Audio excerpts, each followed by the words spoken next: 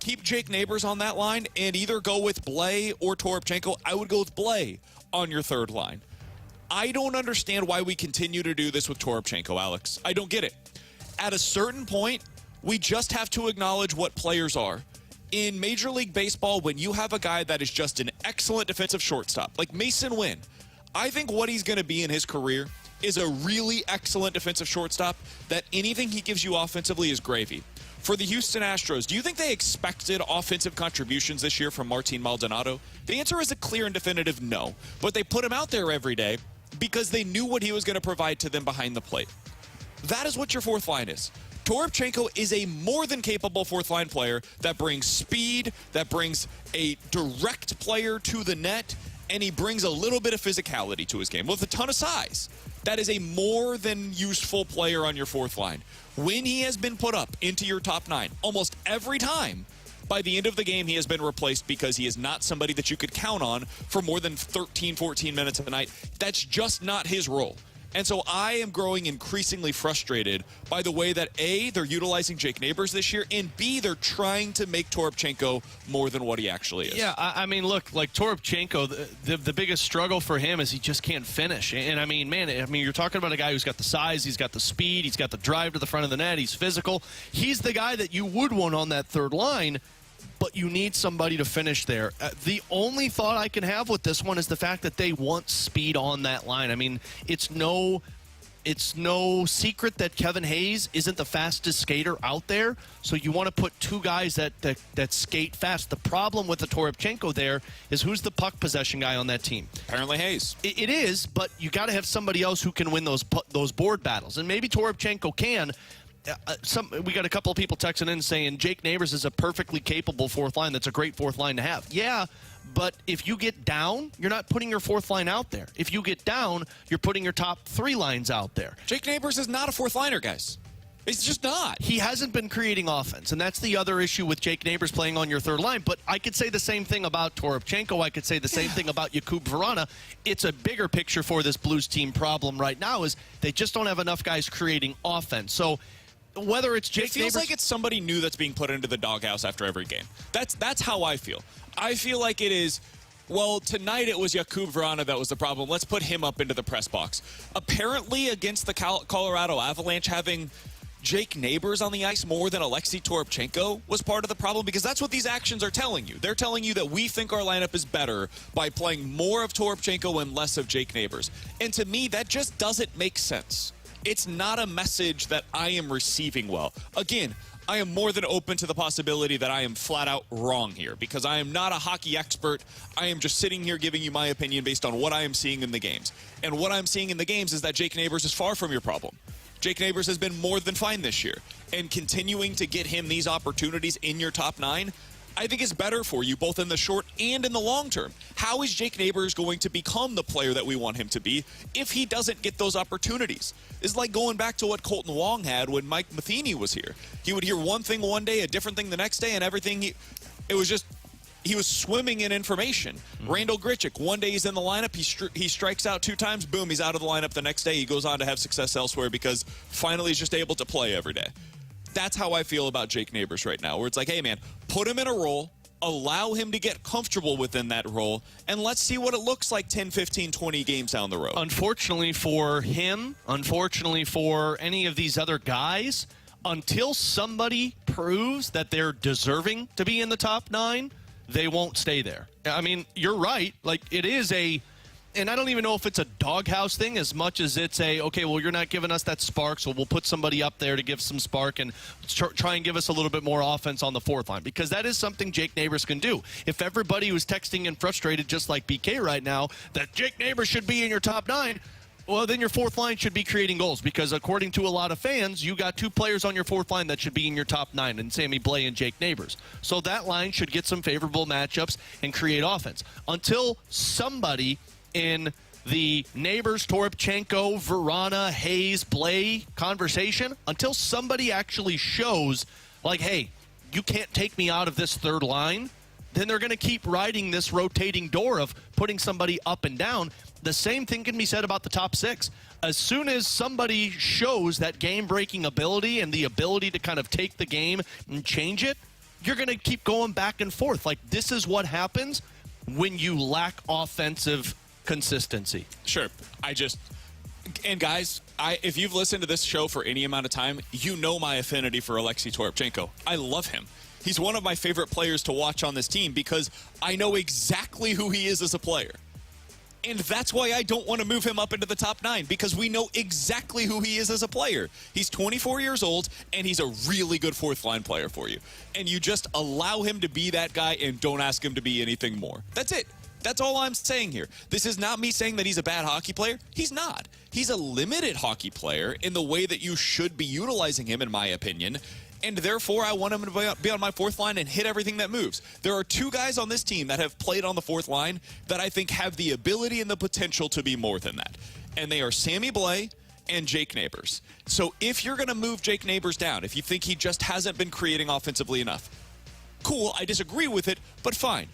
Put Sammy Blais into your top 9. There was a reason why he started in your top 9 this year. It's because he does have the skill, the speed, the athleticism, the ability to be a little bit more than a fourth-line player. He can create at times a little bit of offense.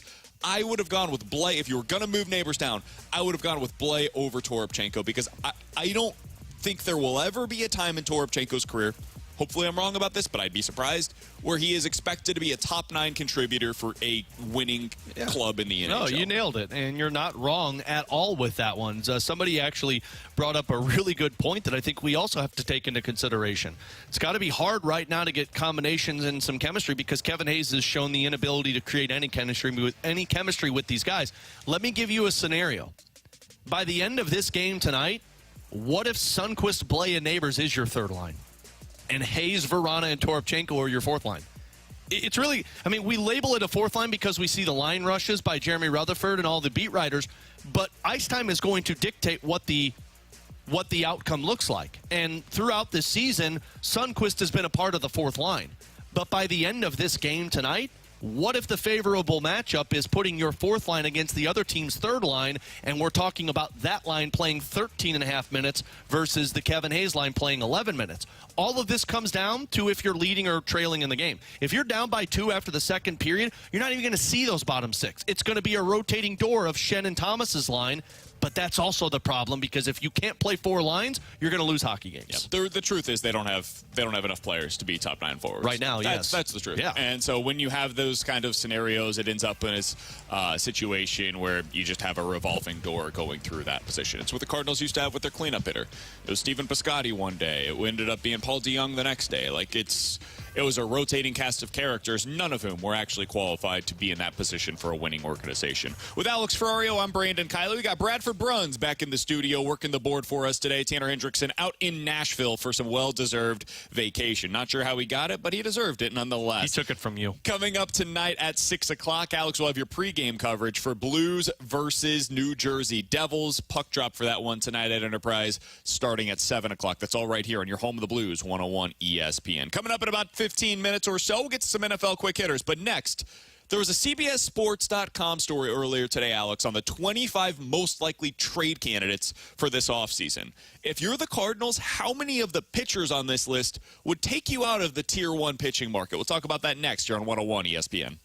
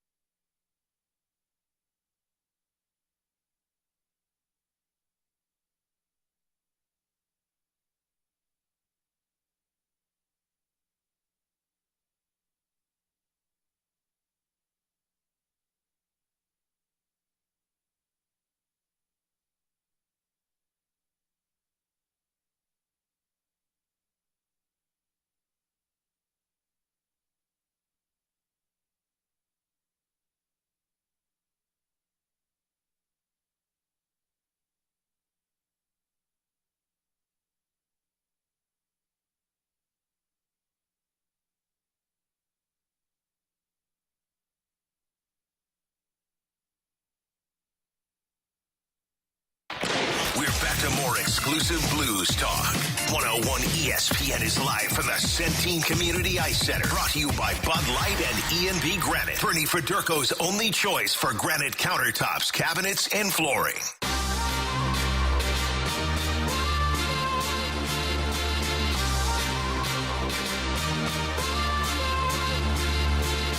So we know the Cardinals are in the market for pitching, and more pitching. But where do they get it? How do they acquire it? And who are they going to acquire? That is really the question of the day. Alongside Alex Ferrario, I'm Brandon Kiley. We're broadcasting live at the E&B Granite Studios out at the Centene Community Ice Center. The Blues are hosting morning skate out at Enterprise Center today. We mentioned earlier there were a couple of changes to their lineup. Toropchenko going to be up with the third line. He will be playing alongside Hayes and Verana. Neighbors is dropping down to the fourth line. Tyler Tucker out of the lineup today. Bortuzzo back with the third pair. It'll be Marco Scandella on the third pair with Bortuzzo. Nick Leddy moving up once again with Colton Parayko. On the Cardinals side of things, Alex, as we go into the offseason, we said yesterday the bare minimum that we expect to see out of this Cardinals offseason is you got to get somebody that fits into that top tier criteria. And what we're talking about there really via the free agency market is Snell, Nola, or Yamamoto.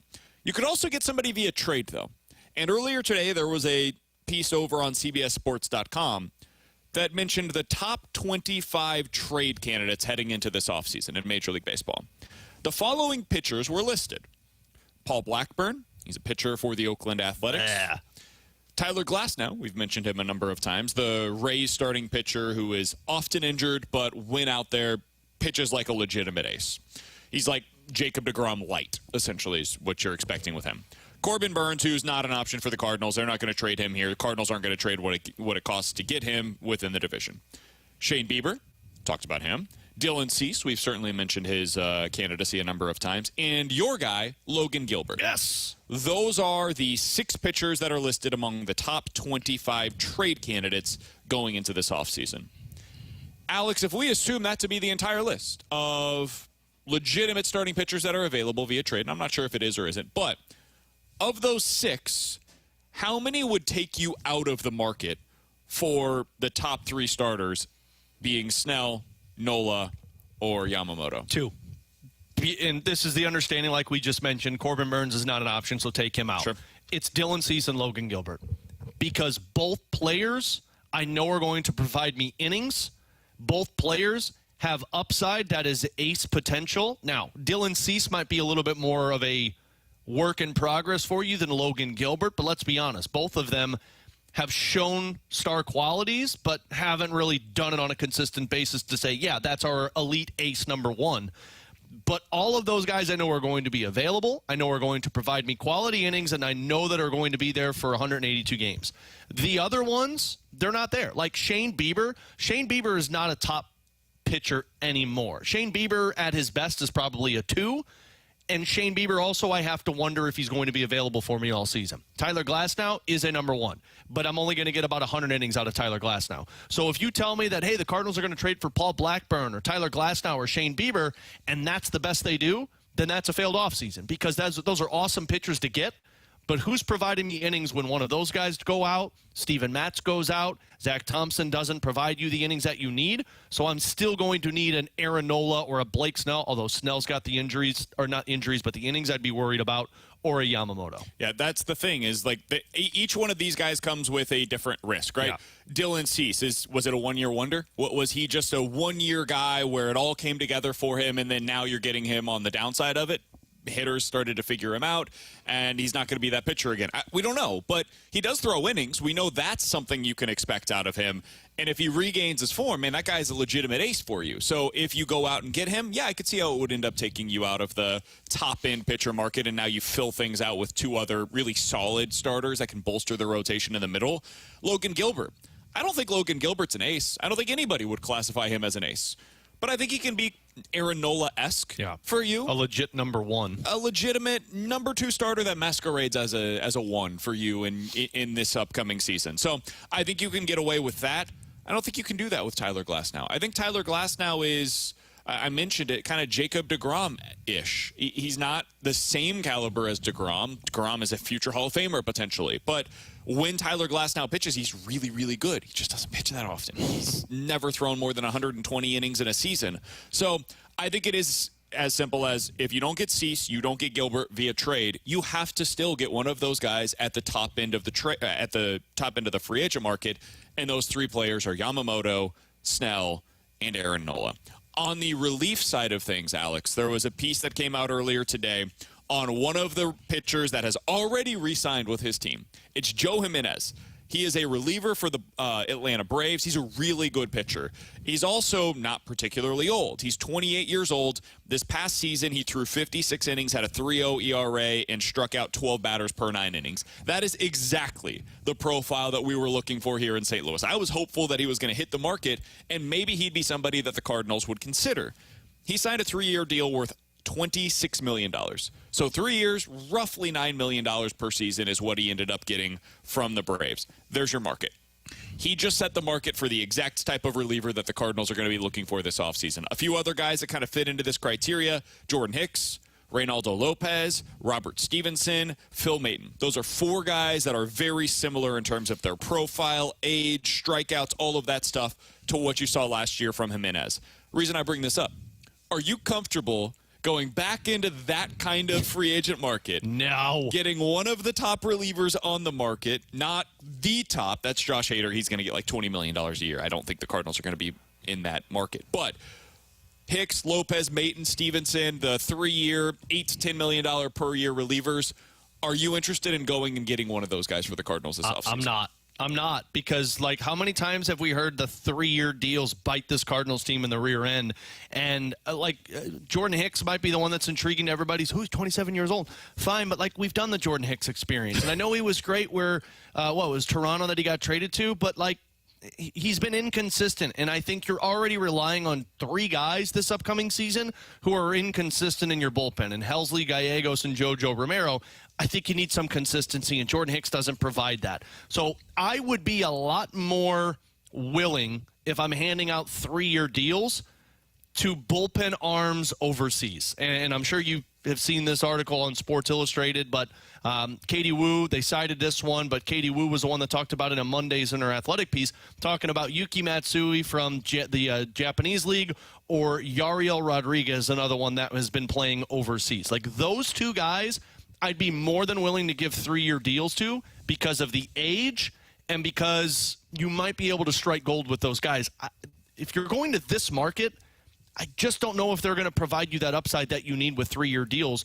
Go hand out a 1-year deal to a Craig Kimbrell or a 1 or 2-year deal for Aroldis Chapman. You comfortable with that, though? Because those guys blow up, too. Like, no. There's risk in all of these. But it's a 1-year deal versus a 3-year deal. Totally. The upside, though, with a guy like Reynaldo Lopez, Maton, Stevenson, let's assume you don't want to go the Hicks route again. I get that. We've been there, done that. Let's go with somebody new then.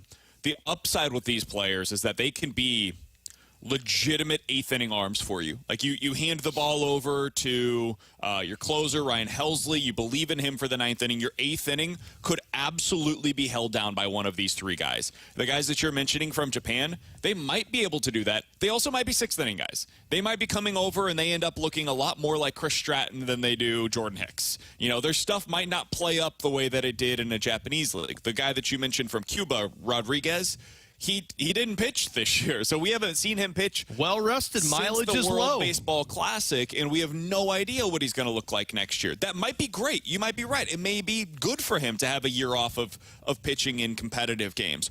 Or it might be something where he ends up being really rusty for you next season, and it takes half the year for him to really regain the control that he had previously. So I think I would be comfortable going this route.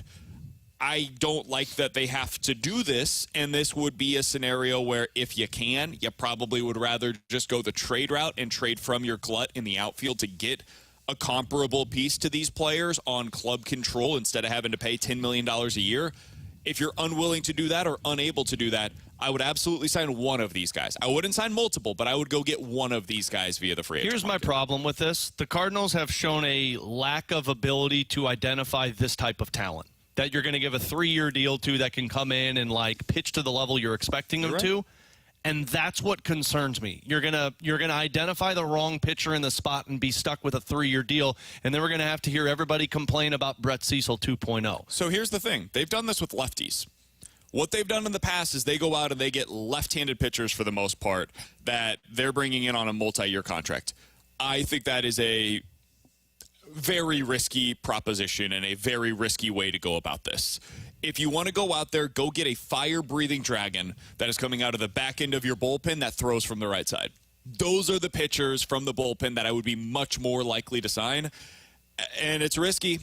There's no way around it. But if you're going to go out there and try to sign one of these guys, that would be the profile that I'd be looking for. I'll take the fire-breathing dragon and one of Craig Kimbrell or Aroldis Chapman and get a one-year deal. Kimbrell just broke. We watched it in the playoffs. He was demoted to the place where his manager wasn't even willing to bring him into games. It didn't matter the situation. He said, I'm not throwing Kimbrell anymore. I'm done. Yep. I'm done with Craig Kimbrell. And we've seen that happen to him multiple times. So again, a one-year deal, though, where I could walk out on away. Kimbrell.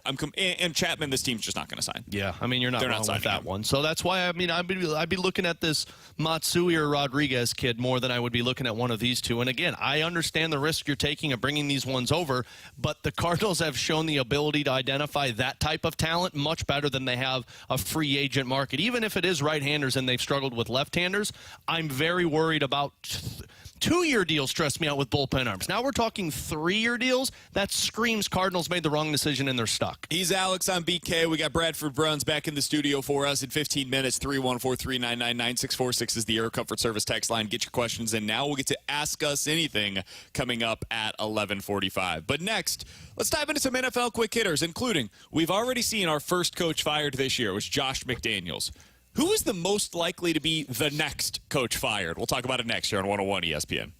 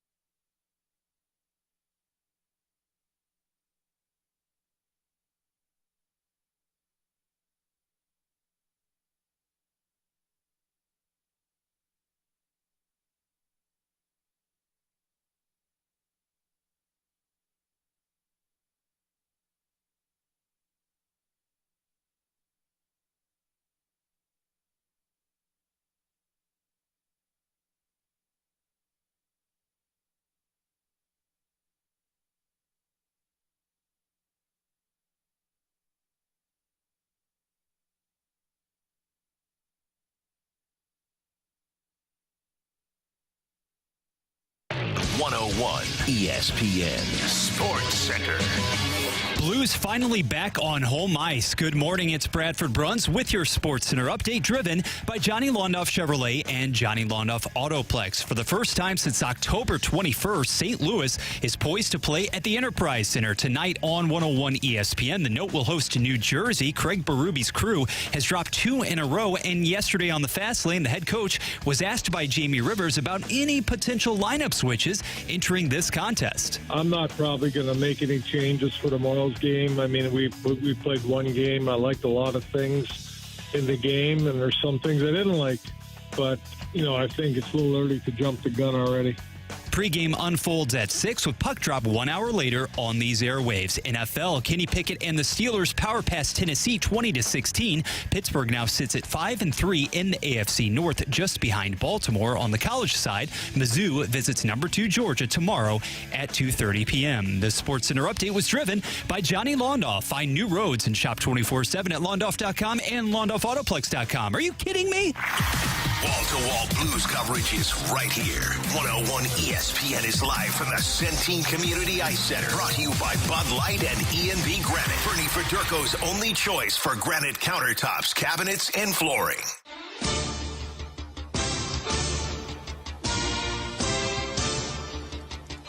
Alongside Alex Ferrario, I am Brandon Kiley. We are broadcasting live at the E&B Granite Studios out of the Centene Community Ice Center. We have Bradford Bruns back in the studio for us, holding things down today. T-Bone out. He'll be back in on Tuesday. He is in Nashville for a long weekend. Alex, this is one of the worst NFL slates that I can remember, and as long as I can remember. There are roughly 4 games that are worth watching going into the weekend. Good. And it starts with Dolphins at the Chiefs. That is the Germany game on Sunday morning. That'll be an 8:30 kickoff for us. Woo, buddy. I'll be up. You, me, baby Luca, your 2 kids, we'll all be standing in front of the television. T-Bone will be waking up from a drunken slumber, I would imagine. He'll be going to morning. sleep at that time. What are you most looking forward to in that specific matchup between the Chiefs and the Dolphins? Because there are a lot of compelling storylines in that game. I mean, honestly, I think I'm most interested watching the Chiefs play against this competition level. I'm so skeptical with Kansas City right now of feeling like they're still the best team, although I do feel like they're still the best team in the AFC. But you're not really sure what the offense looks like. Like the narrative of them going to play in Germany, and I know there was like, oh, well, they got on the flight late and they got there late or something like that. It sucks. But the only thing that I really want to see is what does Patrick Mahomes look like post-trade deadline where his team said, nah, you don't need any more talent at the wide receiver route. We got you covered. I'm going a different route. I thought this would be your take. I just want to see Tyreek Hill against the Chiefs. Oh, yeah. Well, it's the obvious one. Yeah. Like, they traded him to Miami, and then this year he has put up arguably the greatest numbers. No, not argue. He has put up the greatest numbers we've ever seen by a wide receiver through the first 8 games of the season. Yep. He's on pace for 2,000 yards, which has never been done before. He has been held to under 60 yards twice so far this year. It happened in their 2 losses. He has been held to 40 or fewer yards, or he's been held to without a gain of 40 or more yards in 3 games this year. The 2 losses and the 1 game where they struggled a little bit against the New England Patriots. So that is the matchup that I'm most looking forward to. I have no idea what the Chiefs can or will do to slow him down. You don't stop him, but you can slow him down a bit. That's the matchup that I'm most looking forward to. Is Taylor Swift going to be in attendance? No. She's not coming to Frankfurt? I don't even want to talk about it anymore. What? The noon slate. There is 1 game worth watching. Good. One game. That's when I'll sleep for waking up early. It's the game that you picked, Seahawks versus Ravens. We walked in today, Alex, and you said to me, BK, I'm getting nervous. Yep. I picked the Seahawks plus the 6 points against the Ravens, and all I'm hearing is about how the Ravens are going to absolutely shellac the Seahawks. Why are you nervous, buddy? Because the whole narrative of like, oh, well, you got the West Coast, the East Coast, I hate that. But I also hate the fact that, like, you haven't seen big-time games from their playmakers. Like, DK Metcalf has not had a breakout yet. Geno Smith really hasn't had a game that you're like, oh, damn, he's back. This offense is elite. Kenneth Walker's had those moments. And I'm trying to decide if I should be excited about Baltimore's offense that has broken through or look at it as 2 games that they showcase their ability and they're going to come back down to reality. I still think Seattle's got the playmakers, the offense to play one-on-one with Baltimore's offense, and I think Seattle's defense can get a couple of stops. But I'm also very concerned about this new red zone offense that we're seeing from Baltimore, and if that's the case, Seattle's going to lose the game in that area of the field. I really like this Seahawks team. I think they are incredibly fun. I don't know that they have the defense to be able to keep up with the Ravens. That's my concern. Can they get the stops that will be necessary? I think their offense will be fine. The Ravens have an excellent defense so far this year, and they will absolutely get some stops against Seattle. But I think the Seahawks offense can put up 24, 27 points in a game like this. Can they get the stops that are necessary? That's where I think things will get interesting. I still like the +6. Yeah. I don't think that's a bad pick at all, but I do think that the Ravens are the better team heading into this I like one. that they added some defensive help at the deadline. I think that's going to sincerely benefit them in a game like this. 100%. Get to the quarterback, make them make bad decisions. So the big news in the NFL this week, Alex, was that the Oakland... There it is. Two in a days in a row. Man, my the goodness. Las Vegas Raiders have fired their head coach. What's next? The Josh St. Louis McDaniels. Rams? They also fired their general manager, but let's stick on the head coaching side of things here. Now, we know McDaniels was terrible. I think you can make a pretty strong argument. He's one of the 3 or 4 worst head coaches we've seen in the NFL in the last 20 years. When you combine what he did with the Raiders with what he did in Denver. He didn't make it through the second season in either of those 2 stints, which is nearly impossible to do, especially, I think he had a 6-year deal with the Raiders. $10 million per season. That's a lot of guaranteed money that they said, please, just go away. We don't even care. We'll pay it all for you to coach somewhere else. Who's the next coach that you think is most likely to be fired? Who's the next man up in that regard? Man, I don't know if there's a team that screams like the coach is going to lose his job. Like, I could say the Chargers, but I don't think he's going to get fired in season. I think it's going to be the offseason. And look, they're sitting in second place right now in the AFC West. Otherwise, all these AFC teams seem to be in a good spot with their coach. If I had to pick one, I would say it's either the Packers head coach or the Bears head coach. Oh, interesting. But I'd lean towards the Bears, because it seems like they have already had their kind of ish show and they're going to figure it out, and Fields is who they're going to stick with, or maybe they decide to draft Caleb Williams if they get a top pick. The only reason I picked the Packers is because they look lost, but I think they need to change the quarterback more than they need to change the coach. Their GM came out this week and said, we're not sure if Jordan Love's going to be a long-term answer at quarterback. And you don't say that publicly unless you're really questioning whether or not he's going to be your guy. And I don't think he can be. I think you have to move on. You got the right coach. Like, you've got a guy who has that offensive mindset in the floor, so it's one of those 2 teams, but I'd lean more towards the Bears, as the Packers will probably just change the quarterback. I think it's the Commanders. I think they're going to fire Ron Rivera. Really? I do. What they did at the deadline, I think, told you where their mindset is at right now. Damn. They trade Chase Young. They trade Montez Sweat. Those guys are both pieces that you could have started to build around.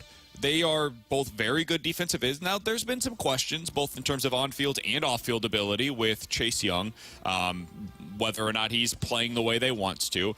I don't think it's fair that they're trying to win right now with Sam Howell, who is self-imploding every single week.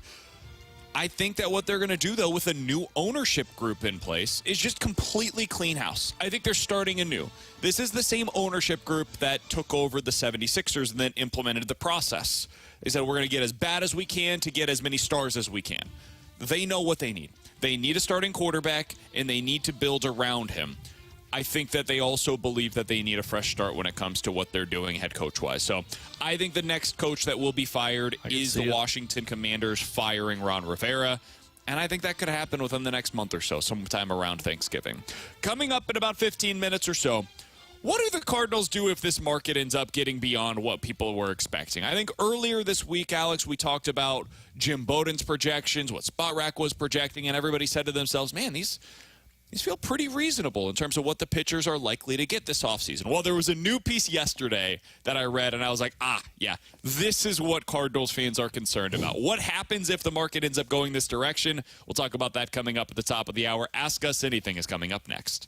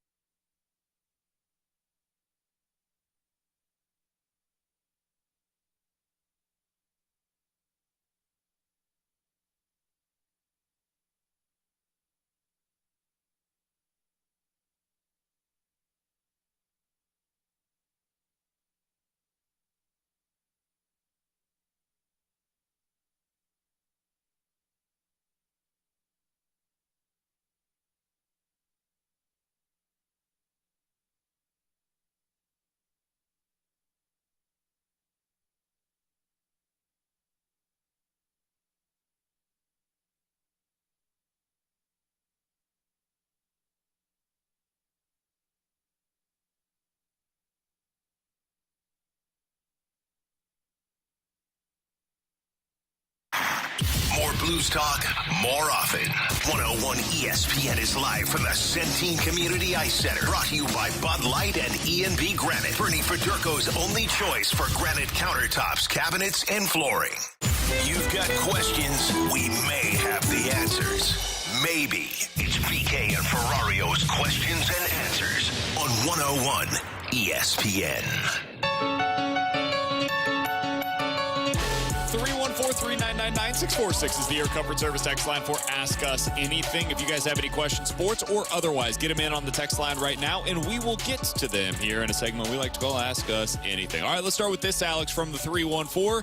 Do you think that the talk of an extension with Jordan Hicks before the trade deadline was groundwork, potentially, for the Cardinals to sign him to a contract this offseason? Yeah. I do, which worries me a little bit because the Cardinals are going to do the old-fashioned, hey, we remember him. He was good for us. Let's bring him back, and that'll work out once again. But I don't know if the groundwork sustains because he pitched so well with Toronto. Like, I know you started that groundwork, but it obviously didn't get done to the liking of Jordan Hicks, and he went to Toronto and pitched well. So now the price has probably gone up a little bit more, if it can. And if that's the case, I'm just not going back to that well. I mean, he's fine, but I don't think he's the type of high-leverage, consistent arm that you need with Helsley and Gallegos in the box. Yeah, I think that he's going to be looking for a 3-year deal worth $30 million, and it comes down to whether or not the Cardinals are willing to match that price. And I think they were close at the trade deadline to doing exactly that, and they decided, you know what, it makes more sense for us to go ahead and trade him now, and we can revisit these conversations in the offseason. I think they will get somebody in that kind of a category, a reliever that's making roughly $10 million per year. And it becomes a question of, is Hicks the best of that bunch? Yeah. I think they may decide ultimately that he is. 314-399-9646 is the Air Comfort Service text line from the 618. Alex, when are you starting to put up Christmas decorations? Thanksgiving is less than 3 weeks away now. Black Friday. That's when the Christmas decorations go up. My wife tries to fight me on it, but it's the one thing I get a say in. And I'll put Christmas lights up when I get a nice, warm, less windy day because, frankly, roofs scare the bejesus out of me and I don't want to fall off. But they don't go on. Are they going up this weekend? They might. Okay, we got a busy weekend, which is the frustrating part. But the next weekend, if we still get the nice day, probably. But they don't go on. Nothing goes up in our house until Black Friday. We are a when do we have time kind of family. So if there's an opportunity to do so next week, it's very possible that we will end up putting up our Christmas decorations next week. We don't host Thanksgiving at our place, so it's not like we're skipping a holiday. Like, if you're hosting Thanksgiving, we host Thanksgiving this year, too. That's where I think it can become a little bit different. If you're hosting Thanksgiving at your house for your family, you got to wait until at least Black Friday to put up the Christmas decorations. If you're not, I think once the calendar gets to November, it's fair game. Don't turn your lights on, though, until Black Friday. There's somebody up the street from us that turned their lights on October 1st. And I'm like, I want to ring your doorbell and ask you to unplug those lights, sir or madam. So, okay, that's ridiculous. It's very ridiculous. Like, what are we... that's ridiculous in your part. No, it's an eyesore. You make the neighborhood look bad when your Christmas lights are up on October 1st. Ridiculous. Absolutely ridiculous. Here's the thing. If you put your Christmas decorations up too early, then by the time, like, December rolls around, you're sick of them. No, you're not. And I love my Christmas decorations. I like my month that I get them, and then I take them down. Coming up in about 15 minutes or so, we'll be joined by Mike Rupp. He's the former NHL forward, now an analyst for NHL Network. What has he made of the Blues' early season struggles offensively? How do you fix it when you're going through a drought like the Blues are on the power play especially? We'll ask Rupper about that coming up in about 15 minutes or so. But coming up next, this is the negative scenario for the Cardinals. What happens if the market does end up exceeding what they were anticipating and goes potentially beyond their means? We'll discuss it next here on 101 ESPN.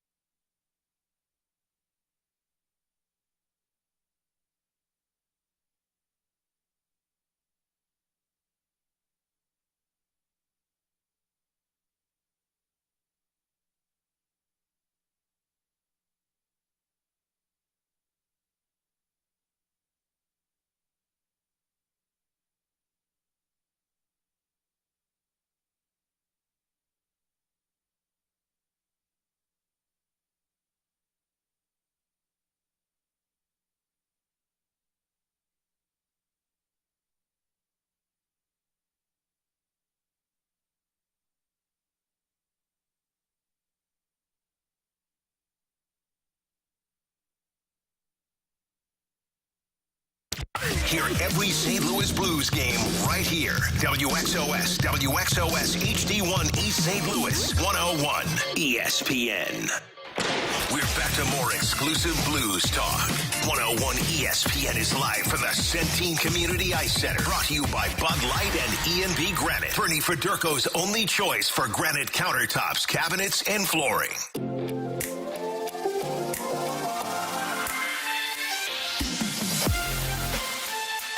Alongside Alex Ferrario, I'm Brandon Kiley. We've got Bradford Bruns working in the studio for us today. We're broadcasting live out of the E&B Granite Studios at the Centene Community Ice Center. Alex, earlier this week we talked about Jim Bowden, former Major League Baseball general manager, his projections for the upcoming free agents that are expected to hit the market. I thought most of them were more than reasonable in terms of what the contracts were that he was projecting. He's looking at Aaron Nola getting like $25 million a year. Same thing was true for Blake Snell. Sonny Gray getting like $21 million a year. Everything was in line with what we've heard previously, but it was also reasonable deals. I wanted to look at the inverse of that. And over on NBC Sports, they put out their own projections earlier this week, and they projected all of the upcoming free agents and what they think they can get going into the offseason. This is where I think things get really interesting for the Cardinals, because there are some of the mid-tier pitchers that get a lot more expensive in this scenario. I'll give you a few of the examples that I'm discussing here.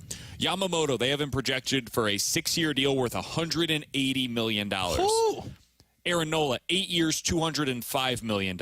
Blake Snell, 5 years, $150. Sonny Gray, this is one that I find really interesting. 3 years, $90 million for Sonny Gray. That is $30 million per season.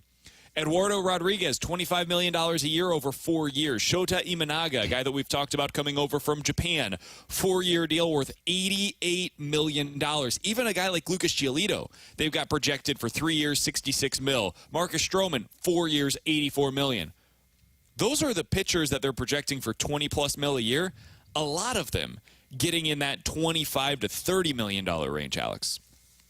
This is the scenario where you cannot sign both your number 1 and number 2 starter because you simply do not have the money for it.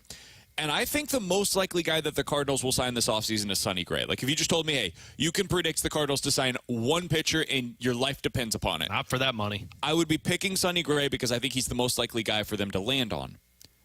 3 years, $90 million, you cannot do that. No. That is not the right way to go about this, because if he's making $30 million a year and Blake Snell's making $30 million a year, man, I love Sonny Gray. I think he's great. I would rather have Blake Snell, even for the extra couple of seasons, at the exact same price as Sonny Gray. What would this kind of a market do for your expectations for the Cardinals going into the offseason? You're making a trade. You're making a trade, and it's going to be a trade that people probably aren't going to like because you're trading a Nolan Gorman, a Brendan Donovan, somebody of that ilk to bring in the pitcher. I mean, this is way overpay. I mean, you're paying $30 million a year for Sonny Gray, and I get it's 3 years, but that's ace-level money for a guy that at best is a 2 for you. And I look, I like Sonny Gray. I think Sonny Gray would be a really good piece here in St. Louis. We want you here, Sonny Gray. You know, just to make him feel wanted if he's listening right now. He probably is, but not for that. I mean, I'm more likely to give Aaron Nola 8 years at $26 million than Sonny Gray 3 years at $30 million. And I know, 8 years, he's going to be bad at the end of it. Don't freaking care, because I know I'm going to get better stuff than Sonny Gray for the first 4 to 5 years. But I'm not giving Blake Snell that money. I will give Yamamoto that money. I mean, 6 years and $30 million. And look, this might just be me over-projecting of what he actually becomes. But 25 years old at $30 million, if he becomes what I think he is, you're in a really good position. The only other guys that I look at on this list that I would say the Cardinals pursue beyond Nola is Eduardo Rodriguez at 4 years and $25 a year. See, I would not do that. Really? Is it the years or it's the $25 million? Yes. Mostly the money. Like, I'm not giving $25 million a year to a guy that doesn't strike out many batters. And Marcus Stroman would be the other one, and I don't think the Cardinals are going down that path. Yeah. So you get your top guy in Aaron Nola, and that's it. You're going to the market, and you're making a trade. 314-399-9646 is the Air Comfort Service text line from the 618. Guys, your reaction is exactly the same one that John Mozeliak had last offseason. Once the starting pitcher started to come off the market, then he did nothing. Exactly. That's why I find this to be an interesting discussion about what the pivot is. Because I was reading today, going back to The Athletic, and Jim Bowden, the former Major League Baseball general manager, he went through a list of teams based on his discussions with general managers around the league and what their top needs are. Not what they want, what they need going into the offseason.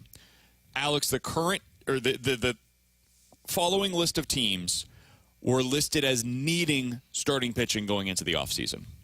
The Orioles, the Rays, Twins, White Sox, Royals, Angels, A's, Braves, Phillies, Mets, Nationals, Brewers, Reds, Pirates, Cardinals, Dodgers, Diamondbacks. Stop it. And the Giants. Stop reading all of these. That is 18 of the 30 major league teams that are in need of adding starting pitching going into the offseason. That is also many of the biggest markets in Major League Baseball. And so I do think there is a chance, maybe even a likelihood, that things end up going in this direction. And this is how you end up. Like, if Sonny Gray is going to get a 3-year deal with $30 million per year, I am pivoting and going to get Tyler Glasnow. Similar stuff, I think better stuff. Similar question marks, much younger though, and I would rather have the 1-year, $25 million deal for Tyler Glasnow with the potential of re-signing him long-term than giving a 3-year deal worth $30 million to Sonny Gray. If you're going to see a guy like Jordan Montgomery getting a 5-year deal worth almost $30 million per year and Eduardo Rodriguez getting a 4-year deal worth $100 million per year, I'm going to the very top of the market. I would rather sign Nola or Yamamoto for the $30 million per year over a longer period of time than this mid-tier pitcher that you're getting on the 4 or 5-year deal at 25 to 30. This is where you end up saying, you know what? We're going to get our mid-tier starter via trade. We're going to get our top starting pitcher, though, via free agency. Yep. And that's, I think, what this would end up doing for them is it takes them out of the middle tier. You would then end up going to Yamamoto, Nola, Snell, trade option as your second best pitcher, and then you're going way down to the bottom of this where you're talking about Seth Lugo, 2 years, $25 million. James Paxton on a 1-year deal. Tyler Mahle, 2 years, $25 million. Michael Wacha, 2 years, $30 million. Those are the guys that end up kind of rounding out your rotation. And I might even consider one of those lower-level guys to go a 3-year deal to lower the AAV a little bit more and maybe hopefully get something that can last a little bit more. But, yeah, I mean, if you've got all of these teams competing with these top pitchers, the next question I ask is what does your trade pool look like compared to most of these teams? And it just depends on what the teams are willing to move. But you've got some really good pieces that could bring you in what you desperately are in need of in terms of top pitching. So Glasnow, Logan Gilbert, if you go to Miami and check in on any of their guys. But if this is the list and this is the projection, I'm only going to Aaron Nola. Beyond Aaron Nola, I'm not gonna dance with Yamamoto. Or Yamamoto. Yes, I'm not dancing with any of these other guys though. These other guys scream you're going to pay for. You're going to look like a desperate team, and I don't think well, you are, but not this desperate. You shouldn't be this desperate because you've got really good players in your system that you can trade for better stuff, younger players, more control than bringing in a Sonny Gray or Eduardo Rodriguez on 3 or 4 year deals. Yeah, the Sonny Gray deal, if it ends up getting to this level, feels very much like a Dexter Fowler move where you say, you know what, we have to do it. We have to get a center fielder where he is getting on base at a high clip. We just saw him win. Like, he's coming off of an excellent season. That's what this move would be if he ends up getting $30 million per season. I mean, man, I just can't imagine. I understand that the Cardinals look at this differently than I do, and I'm just never going to win that battle. But I cannot imagine paying the more on a per-year basis for Sonny Gray than I would for Aaron Nola. I can't imagine a scenario where that ends up making sense to me. And I'm a guy that is really high on Sonny Gray. I think he absolutely helps you. And if you can get him on a 3-year deal worth $20 to $22 million per year, sign that tomorrow. I'm in. That sounds fantastic, and he just sits there as your number 2 starter, and you figure out what to do in front of him. But if he ends up getting more money or similar money to Aaron Nola, you cannot do that. No. You can't. The other reason why, Alex, is because Aaron Nola is 30. Sonny Gray is 34. You are starting his deal by year 4 of the Aaron Nola deal. So, yes, in this scenario, Aaron Nola is getting an 8-year contract worth $26 million per year. The back end of that deal might hurt. But you're signing the back end of that deal that you're talking about that might hurt for Nola. That is the entirety of the deal for Sonny Gray. So, yeah, the downside is there. It's also there for Sonny Gray. You have to acknowledge that part of it. So, I just... that is something that I have had a problem with for the way that the Cardinals have operated for years. It ended up being one of the issues for them signing one of Machado or Bryce Harper, 5 years ago now. It cannot be the reason why you sit out on the Aaron Nola deal. I know T-Bone and I just philosophically disagree on this, but if you can give him an extra year to get that AAV down so you can go do more this offseason to bring in an influx of talent to that rotation, I think that's an ideal scenario. Yeah, because what you said is what this offseason provides. There's not a pitcher this season that you look at and you say, I'm going to give him all of this money and I'm going to be in a good position because of it. Every guy that we're trying to discuss you signing, you still need somebody else. You still need another piece to this puzzle. If you were in a position where you just needed one arm, yeah, go give Sonny Gray 3 years and $30 million because everything else in your system provides that depth. You need Gray and more. And if these are the prices, you're not going to be able to afford and more. Somebody on the text line said, guys, you're not getting a number 2 starter cheaper than what the Cardinals are paying Miles Michaelis. It's just not happening. I agree. The Cardinals are paying Miles Michaelis $18 million a year.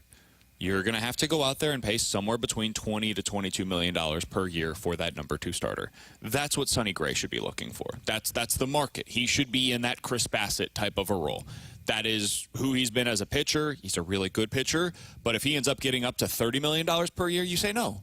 You say, we'll go find somebody else. We'll go get Tyler Glasnow. Like, if Sonny Gray is going to get more on a per-year basis than Tyler Glasnow, I would just rather have Tyler Glasnow and trade for him, like, straight up. I think he is as good of a pitcher, and yes, there's risk, there's downside. There's also risk and downside to trading a second-round pick, essentially, because you'd be forfeiting it and giving Sonny Gray $30 million per year. That's just not the move that I would go out there and do. Somebody else on the text line said, BK, why are you guys so high on giving Aaron Nola $30 million a year when that's much like Jordan Bennington, where you don't know what it's going to be during the regular season and you're going to bank on the greatness of him in the playoffs? Because I disagree with that. I think Nola had a really weird season this year, and I think a lot of that had to do with the pitch clock. I think that's going to get fixed. I don't think he's going to be a guy that just cannot adjust to pitching quicker. I think it was a one-year thing, and down the stretch you saw him adjust to that. And then when he got to the playoffs, he was excellent once again. I think Aaron Nola, for whoever signs him for the next 5 years, will be a top 30-ish pitcher in Major League Baseball. I don't think he's going to be top 5. I don't think you should expect him to be that. But I think he could be a guy that has a mid-3s ERA every year and gives you roughly 200 innings per season. That's the guy that you give a ton of money to. Yep. Coming up in about 15 minutes or so, we're getting to talk about the Missouri Tigers. They have a chance on Saturday to create a moment for fans, and I think we overlook just how important that is in college football. We'll get into that coming up in about 15 minutes or so. Mike Rupp, former NHL forward, joins us next here on 101 ESPN.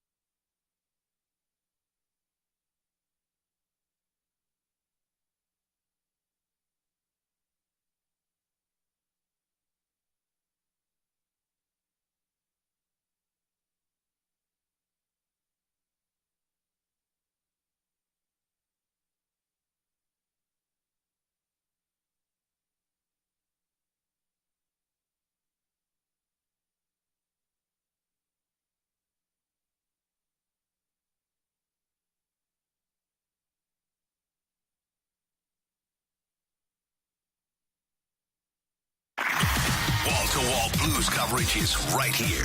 101 ESPN is live from the Centene Community Ice Center. Brought to you by Bud Light and E&B Granite. Bernie Federko's only choice for granite countertops, cabinets, and flooring.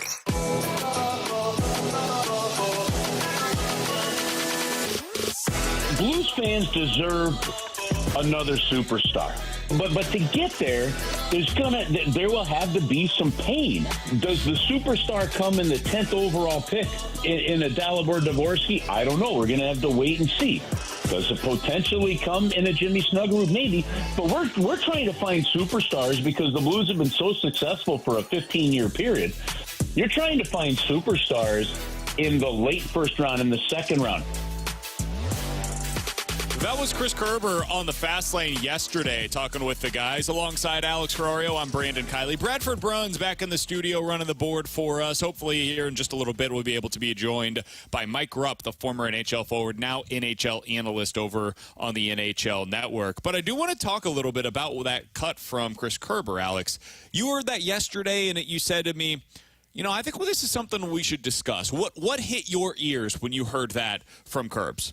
That this team has been good for so long that they have been unable to find that superstar game-breaking talent player available in the draft. And he's right. I mean, the highest they've selected since Alex Pietrangelo was this past year in Dalibor Dvorsky. We're talking 17th overall, 20th overall, 25th overall. Second round, third round. Like, we're trying to make these guys, the Kyrous, the Thomases, into these game-breaking players, and they're just not it. So that's why it's so hard when you judge this team when they play against the Arizona Coyotes, when they play against the Winnipeg Jets, or when they play against the Vancouver Canucks. Yeah, you're looking at them going up against this competition saying, boy, the Blues just don't look good against this team. Well, they shouldn't, because they've got those guys that they were bad, that they brought in and changed the outcome. I mean, Vancouver's a perfect example. Vancouver underperformed last season, and now they're looking like, and I think Elliot Friedman said it on 32 Thoughts podcast today, they're Canada's best team. Why? Because they drafted Elias Pettersson, 4th overall. They drafted Quinn Hughes, top 5. They drafted Brock Besser, top 5. Like, all of these players are living up to that potential, whereas the Blues, we're trying to find these game breakers and guys that can be game breakers, but it's just not to the level that other teams have. So to get to that success, I'm not saying it's going to have to be a 5-6 year plan and where you do this, but if a season is like this where you look at it and you say, man, the Blues might be one of the worst teams in the NHL this season. Awful thing to hear, but they've been so successful for so long. Does that benefit the team in the long run? See, I would push back on the notion that they don't have game breakers. I think Jordan Kyrou is that. Like, I think he's a temporary game breaker. I mean, but you called Brock Besser a game breaker, right? You said that he's a guy that you would want on this team as a game breaker. He scored 18 goals last year at 55 points. He's never had more than 56 points in his NHL career in any given season. And that's why his season has been that's why they underperformed these last couple of years, because you had that type of talent that didn't show up. But look at what he's doing this year. Yeah, he's got 13 points in the first 10 games of the year, which is amazing. But, like, we'll see. We'll see what this looks like as he continues going along here the rest of the way. Elias Pettersson, I'm totally with you. That guy's a legitimate superstar. Last year had 102 points in 80 games, or nearly 40 goals. Are we forgetting what Jordan Kyrou did last year, man? Jordan Kyrou last year had 37 goals in 73 points in 79 games. The year before that, 27 goals, 75 points in 74 games. I think Jordan Kyrou is a damn good player. Yeah. I think this is your game breaker. The closest thing that we've seen to it, at least. I remember having a conversation with you as recently as a year and a half ago during that Winter Classic game where we said, who would you rather have for the next 5 years, Kirill Kaprizov or Jordan Kyrou? And we all said you'd probably take Kirill Kaprizov. But there's at least a conversation to be had there where it's close at that point in time. Now, today, you wouldn't take Jordan Kyrou. You're still taking Kirill Kaprizov. He's just a better player. But I think that we have somehow underestimated locally what Jordan Kyrou is and can be because of the defensive lapses from a year ago, where we don't see the defensive lapses from these other superstars that are goal scorers around the NHL.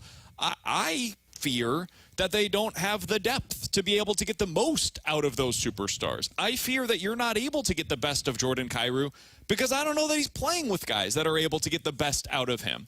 I think Robert Thomas was a guy that we talked about a lot as a potential superstar, and at this point in time, I don't know if he's going to be that.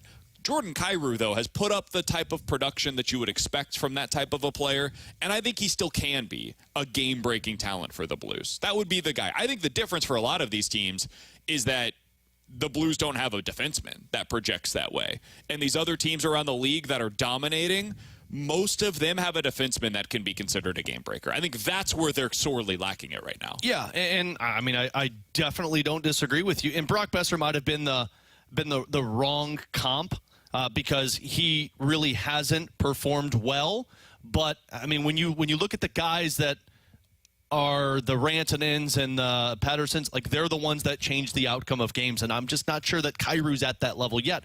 Could get there still. Let's talk about this with Mike Rupp. He's a former NHL forward, now an analyst for the NHL Network. You can give him a follow on Twitter at Rupper, RUPPER 17. Mike, we appreciate the time as always, man. Thanks so much for hopping on with us today. We're just talking about the Blues' lack of game breakers so far this year. You look up and down the stat sheet, it's not hard to see that. They only have a couple of guys that have multiple goals on the season. When you look at this team, do you think they have the potential to have game breakers, or is that something that they desperately need to add once we get to, trade deadline off-season mode?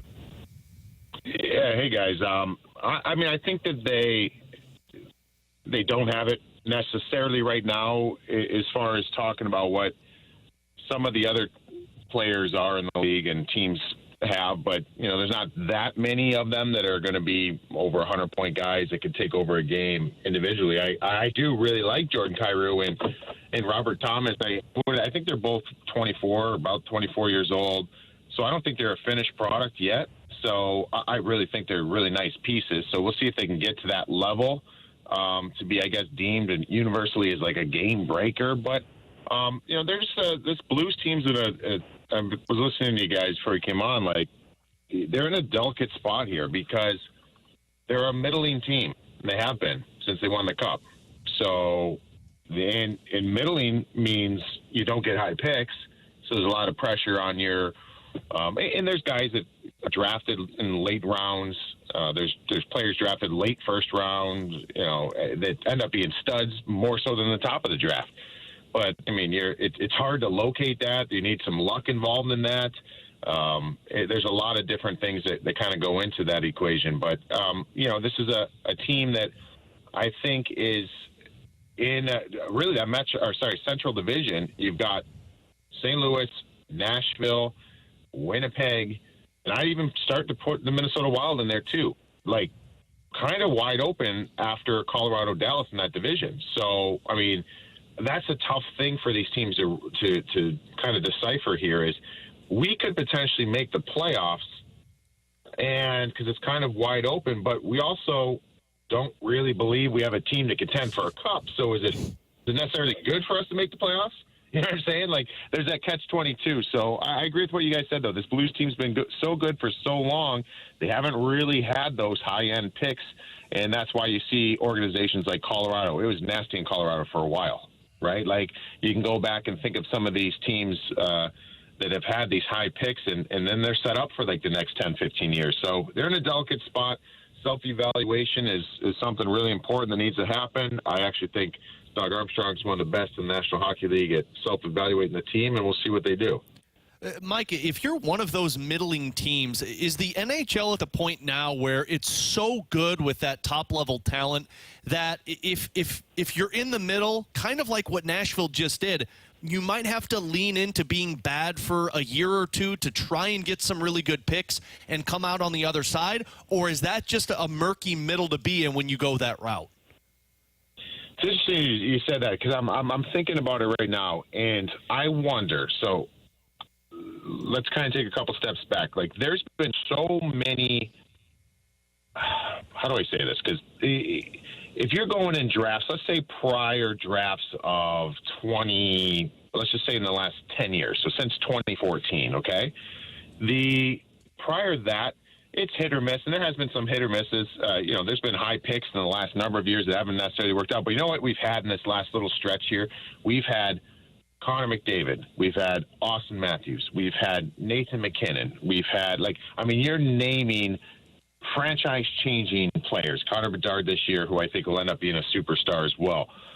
And that there wasn't that many gimmies as far as a guarantee that you're going to get a franchise-changing player.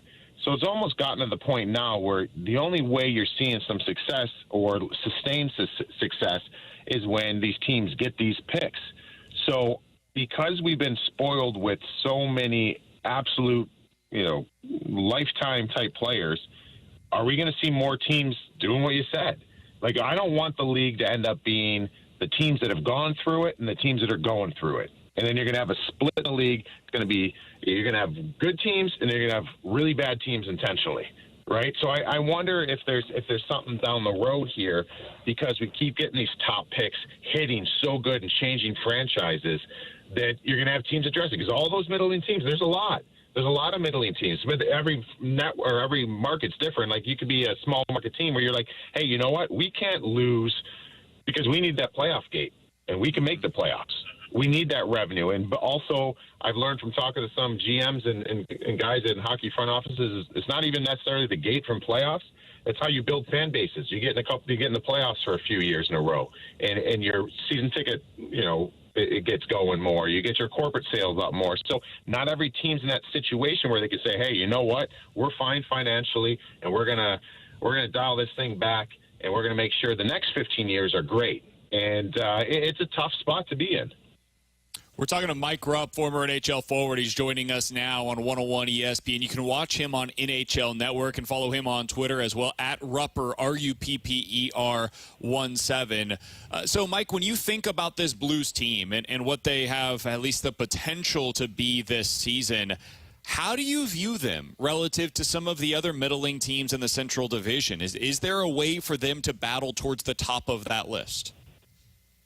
So I think the Minnesota Wild are supposed to be better. I think they're the one team of those ones I mentioned. I mean, you've got Colorado, Dallas, different class. That's 1 and 2. I don't see any way it's going to change in that division. But after that, the Minnesota Wild theoretically should be the third best team in that division. But they don't look like it right now, right? They look like they're dealing with some stuff too. So, the Winnipeg Jets, I thought they were in a rebuild until right during whatever training camp. You get the extensions for Scheifele and Hellebuck, where I'm like, oh, okay, now these guys look like they've got a chance. Nashville, I think, is going to be one that they're going to work extremely hard. They're trying to build something there. I don't see them kind of being that team to jump in there and grab it. I'm actually kind of concerned that the Arizona Coyotes, could be a team that jumps up and battles for a playoff spot. I think that team is a team, like you guys mentioned before. They've lost so much. They have a lot of talent, and their head coach has them working their tails off. So I guess I would probably say they got as good of a chance, the St. Louis Blues, as anybody else out of those teams. But they certainly have the more veteran team to be able to kind of figure this stuff out. But sometimes the ignorance is a good thing, having young players who just running around like wild stallions out there, and they end up being the difference. So maybe some of those other teams are in a better spot. So Mike, the narrative with this Blues team, and you've seen it between last year and this year, has just been inconsistency. For a good stretch, they look like they're starting to get it, and then for the next stretch, they look like they forgot what the coaching staff has been asking them to do. Craig Berube, you've seen the success that he has had in the NHL as a head coach. Is there a point when you're a player, or if you're looking at a team from the outside, where you feel like that coach's narrative has been lost by the team? We always talk about this. I think a job for a coach, and I'm not speaking on this situation because I don't know. I'm not inside that room. But Craig Berube is an incredible coach, and everybody I've ever talked to was like, this guy, Rupper, you'd love to play for this guy. He keeps it real. He keeps you accountable. I think all those things are very important. So just speaking generically, that's a coach's job, is to adjust, right? Your job is, when you come in and coach, the message might have to be presented differently in year 3 and 4 than it was in 1 and 2. And then when you get to years 5 and 6, it might be differently from those other 4 years.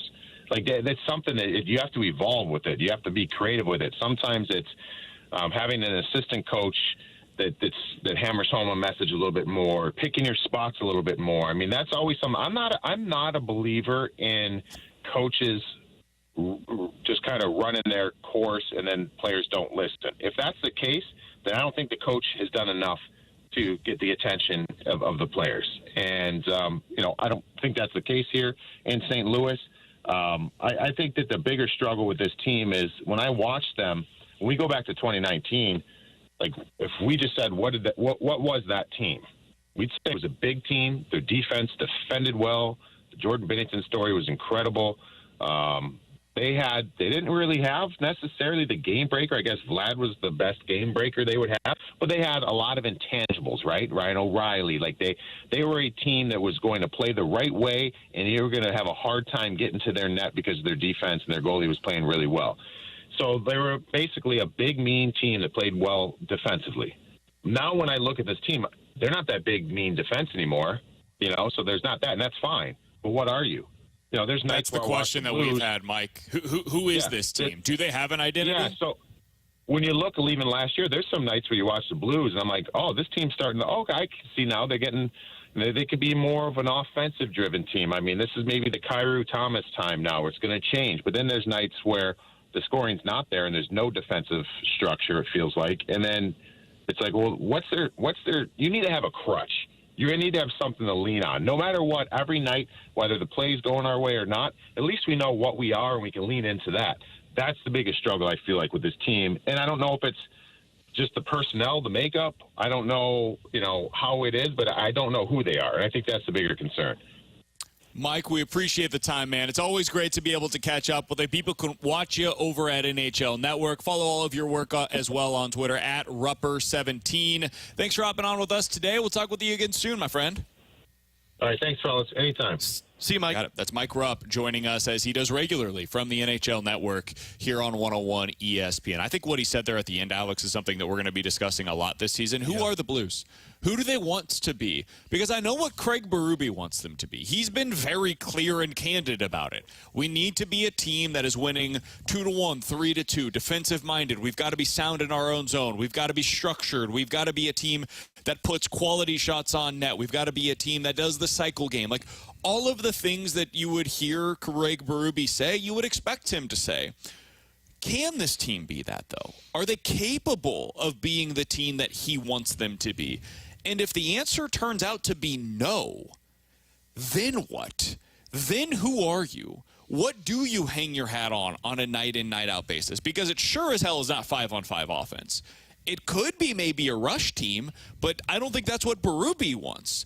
And if it is a rush team, what does that mean for you defensively, where you're going on the attack and then it's coming back the other way? What does that mean for Benner? I think there are a lot of questions right now about who are you, what can you be, what are you right now, and what are you going to be 3 years from now? And I think it has them stuck. It has them stuck in the middle of a bunch of different paths where they're just kind of a group of players that doesn't really seem to have any clear cohesive unit. Yeah, and I mean, we might be able to get into this a little bit more, but this is my bigger issue with this season is I'm not sure this team is stuck in between. They have an idea of what they want, but I'm not sure they have the pieces that can get it done. And what I mean by that is you want to be a team that can fight for puck possession and win the battles in front of the net and score those dirty goals. Who's your power forward on this team? Who's the big body that can win those battles and earn those dirty goals that they want? I'm not sure they have those guys. So let's say that they're a transition team. If you're a transition team, you've shown signs of it, as Mike Rupp said, but when you're the transition team, your skill outbests the other team's defense. And I'm not sure the Blues have that skill yet on the ice that can do that. What are they closer to? I would say they're closer to the transition team, but to be the transition team, You've got to have defensemen on the blue line that can lead that play. When I think of transition teams in the NHL, I think of Vancouver, I think of Colorado, I think of New York. Those are 3 teams that I just named to you that have one of the best defensemen in the game. Quinn Hughes, Adam Fox, Cale Makar. And this is why I went back to when we were talking earlier about the game breakers. I think the Blues' biggest issue right now is they do not have a game breaker defensively. Yep. They've got a good one. I think Colton Parayko is a good player.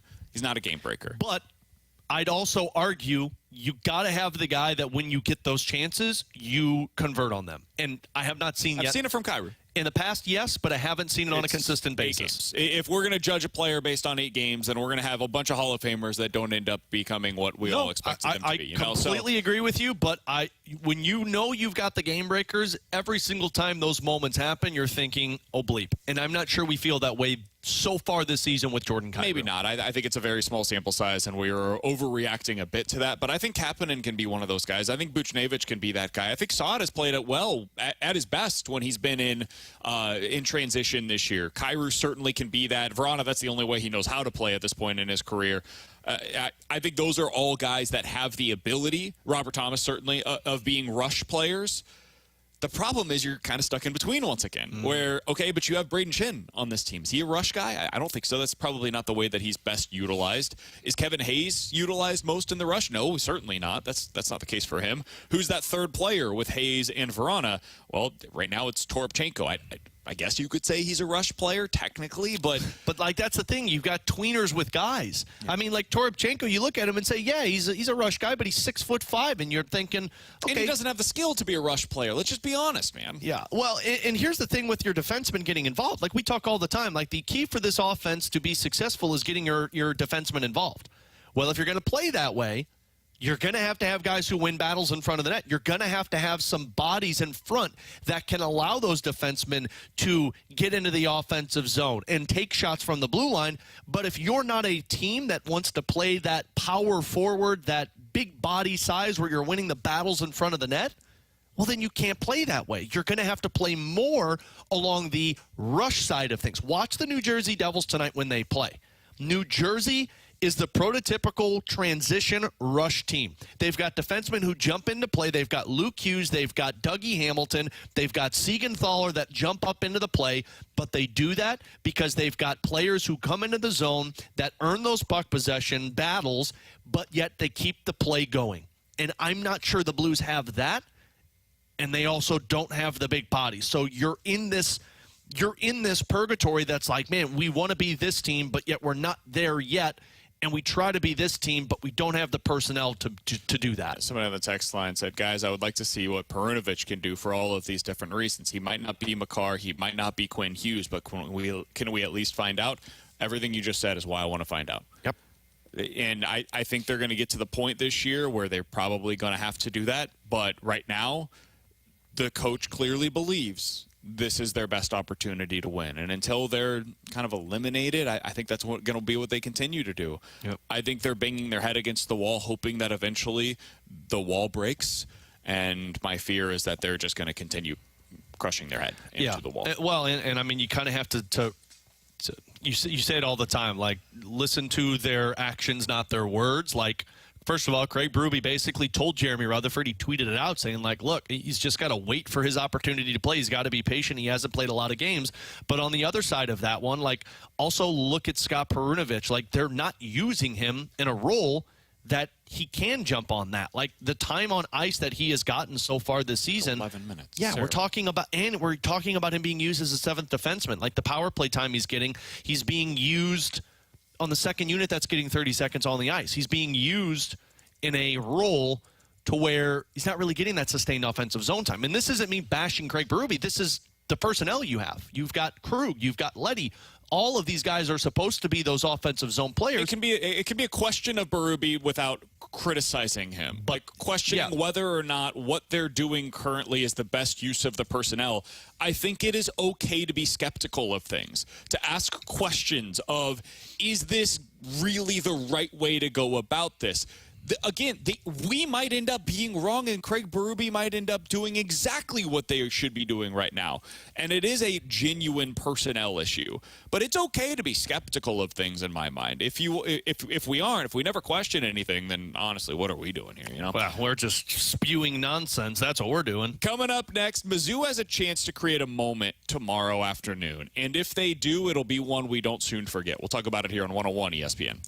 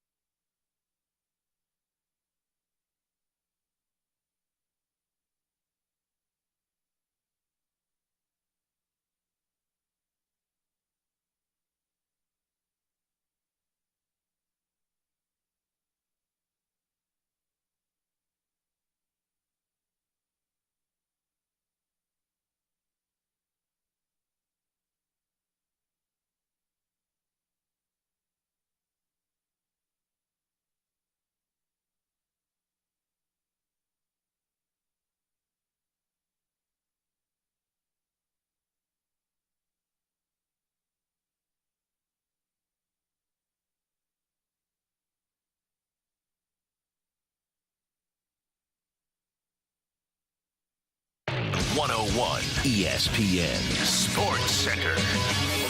Saturday showcase on tap for Mizzou. Good afternoon. I'm Bradford Bruns, and this Sports Center update is brought to you by Saliga Heating and Cooling. Tomorrow in Athens, number 14 Missouri faces the biggest challenge of its 2023 campaign to date. Undefeated Georgia, hosting Eli Drinkwitz and company. MU, following the bye week, has a largely clean bill of health. Cody Schrader is probable, while Brady Cook does not have an injury designation. Pucks, the Blues return home this evening and will try to turn things around versus New Jersey. St. Louis has been outscored 9-1 over its last two games combined. Face-off set for 7 p.m. right here on 101 ESPN. Only one other tilt appears on the NHL's evening docket, actually. Philly visiting Buffalo. This Sports Center update was brought to you by Saliga Heating and Cooling, an independent American Standard heating and air conditioning dealer. More Blues talk, more often. 101 ESPN is live from the Centene Community Ice Center. Brought to you by Bud Light and E&B Granite. Bernie Federko's only choice for granite countertops, cabinets, and flooring. Alongside Alex on BK, we got BK and Ferrario here on 101 ESPN. And Missouri has a chance to upset the apple cart in college football this weekend. Alex, there are very few opportunities for schools to legitimately have a where were you when blank happened. This is one of those opportunities for the University of Missouri. I'm going to go back, it's a little bit more than a decade ago. It's a Saturday game, Texas A&M going into Alabama, this 2012 season. And it's late November at the time. Johnny Manziel has become this national sensation for what he's done so far down in College Station. Texas A&M's going into Tuscaloosa, and nobody really gives him a shot. They're like a 13-point underdog in this game. It's fun what Johnny Manziel's doing. It's the first year Texas A&M's in the SEC. But, man, this is Bama. And you got to remember, this isn't the current version of Alabama. This is what Alabama was when it was a machine, where nobody beat Alabama. In the previous 3 seasons combined, Alex, they had been defeated twice at home, both of which were against top 2 teams in the country. Once it was LSU, the other time it was Cam Newton's Auburn team. They just did not lose at home. And then Texas A&M goes into Tuscaloosa, and that is the last time that we have seen the number 1 ranked AP team in the country lose at home. It's been more than a decade. I remember exactly where I was when it happened. And I'm not even a Texas A&M fan. I had gone that weekend to Knoxville. I was in Tennessee for the Mizzou versus Tennessee game. You went to the wrong place, man. The game wasn't there. It was a double overtime game. You may remember it if you're a Missouri fan as the Dorial Green Beckham game. That was his breakout game where he showed you, okay, this is the guy that we've all been waiting for. Well, later on that afternoon, it was the Texas A&M versus Alabama game. I was sitting at a restaurant right on the river over in Knoxville as I was pulling in. It was about halftime, and by the time that we were kind of finishing up our dinner, the game had concluded. We all looked around like, I can't believe what I just witnessed. There's a few other games that immediately come to mind for me like that, where it's a national game, like Appalachian State beating Michigan. I'll never forget watching that game. I will never forget Michael Crabtree, the end of the game, coming down with the game-winning touchdown against the University of Texas. I think that was like 2008 when that happened. That's 15 years ago. I remember exactly where I was, who I was with, everything about that moment. If you're a Missouri fan, 2007 beating Kansas, you remember exactly where you were for that. 2010 against Oklahoma, you remember exactly where you were for that. 2013 Georgia Colt 45 game, you remember exactly where you were for that. There haven't been a whole lot of those moments for Missouri football in the last decade. And Alex, if we're being honest, this team's probably not going to the college football playoff. Whoa. They're probably not playing for a national championship because there's like 5 teams every year that are actually playing for that. Everybody else, it's about these games. It's about having the opportunity for you and your son or you and your dad or you and your wife, whoever it is that you watch these games with, to sit around the television, watch your favorite football team, and hopefully they give you that moment, that memory that you get to lean back on for the rest of your life. That's what tomorrow is about for the Missouri Tigers, is the ability to have one of those moments that comes around once every decade. That's what tomorrow could be. I don't know if they're going to pull it off, man. I would say the odds are strongly against them being able to do so. But if they do, and you're a Missouri fan and you get to watch this, that is how you'll remember it. You'll remember it as one of those very rare games that has happened once in the last decade where you can honestly say, I will never forget where I was. I will never forget who I was with when that happened. Yep. That's what tomorrow's about. And, you know, if you think of this big picture, like on the Georgia Bulldog side, this is just another game to them. This is just a blip on the radar that they're like, hey, we got to get through this to get to the next one so that we could get to the college football championships. For Mizzou, and look, Luther Burden, probably going to be an NFL wide receiver, probably going to get drafted. I'm not sure how many other guys on this team are going to be in that scenario. Maybe some. This is the biggest game for all of them in their football careers. And for Eli Drinkowitz, this is the biggest game of your career. Mm-hmm. And maybe you have a bigger one by the end of this season. Maybe by the end of your time in Mizzou, you have a bigger one than this. But this is, not to get all coach speak here, but this is the moment to show up.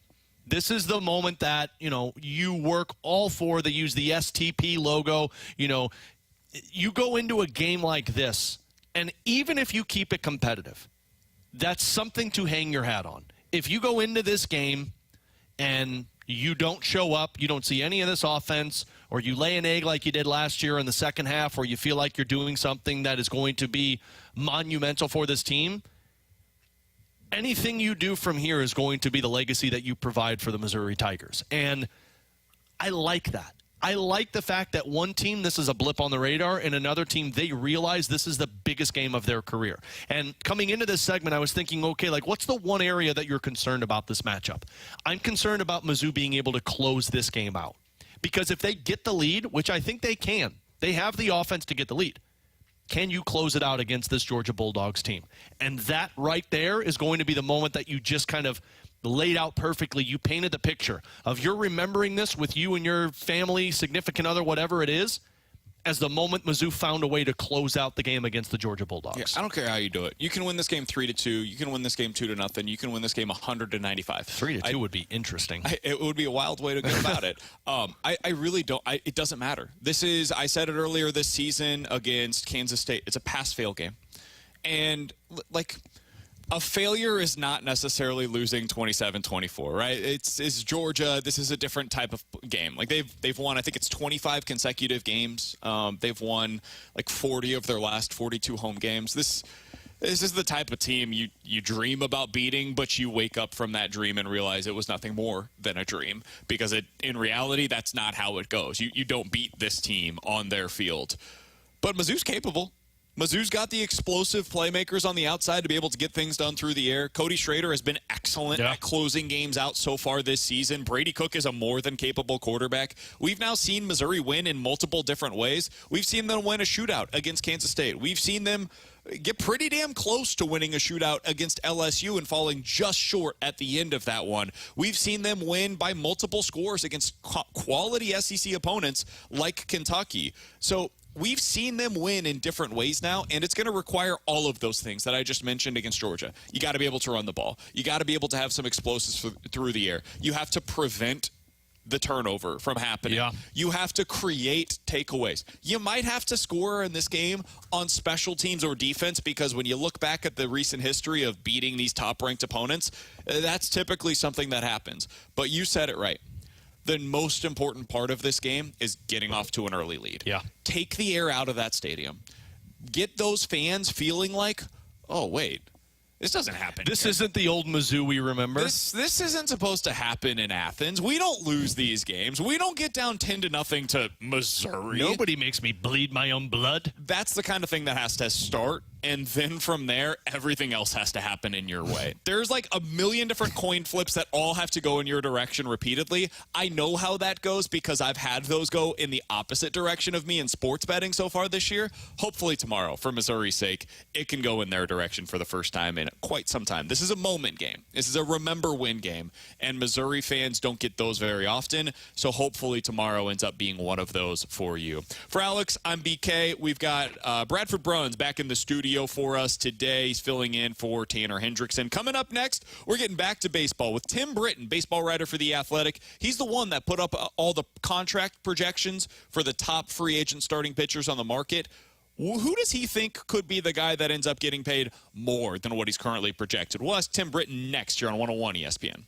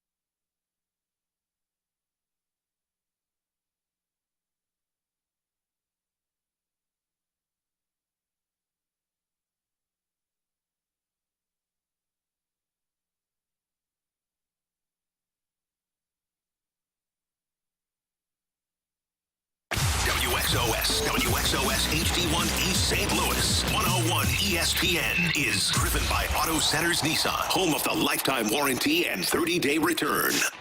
We're back to more exclusive Blues talk. 101 ESPN is live from the Centene Community Ice Center. Brought to you by Bud Light and E&B Granite. Bernie Federko's only choice for...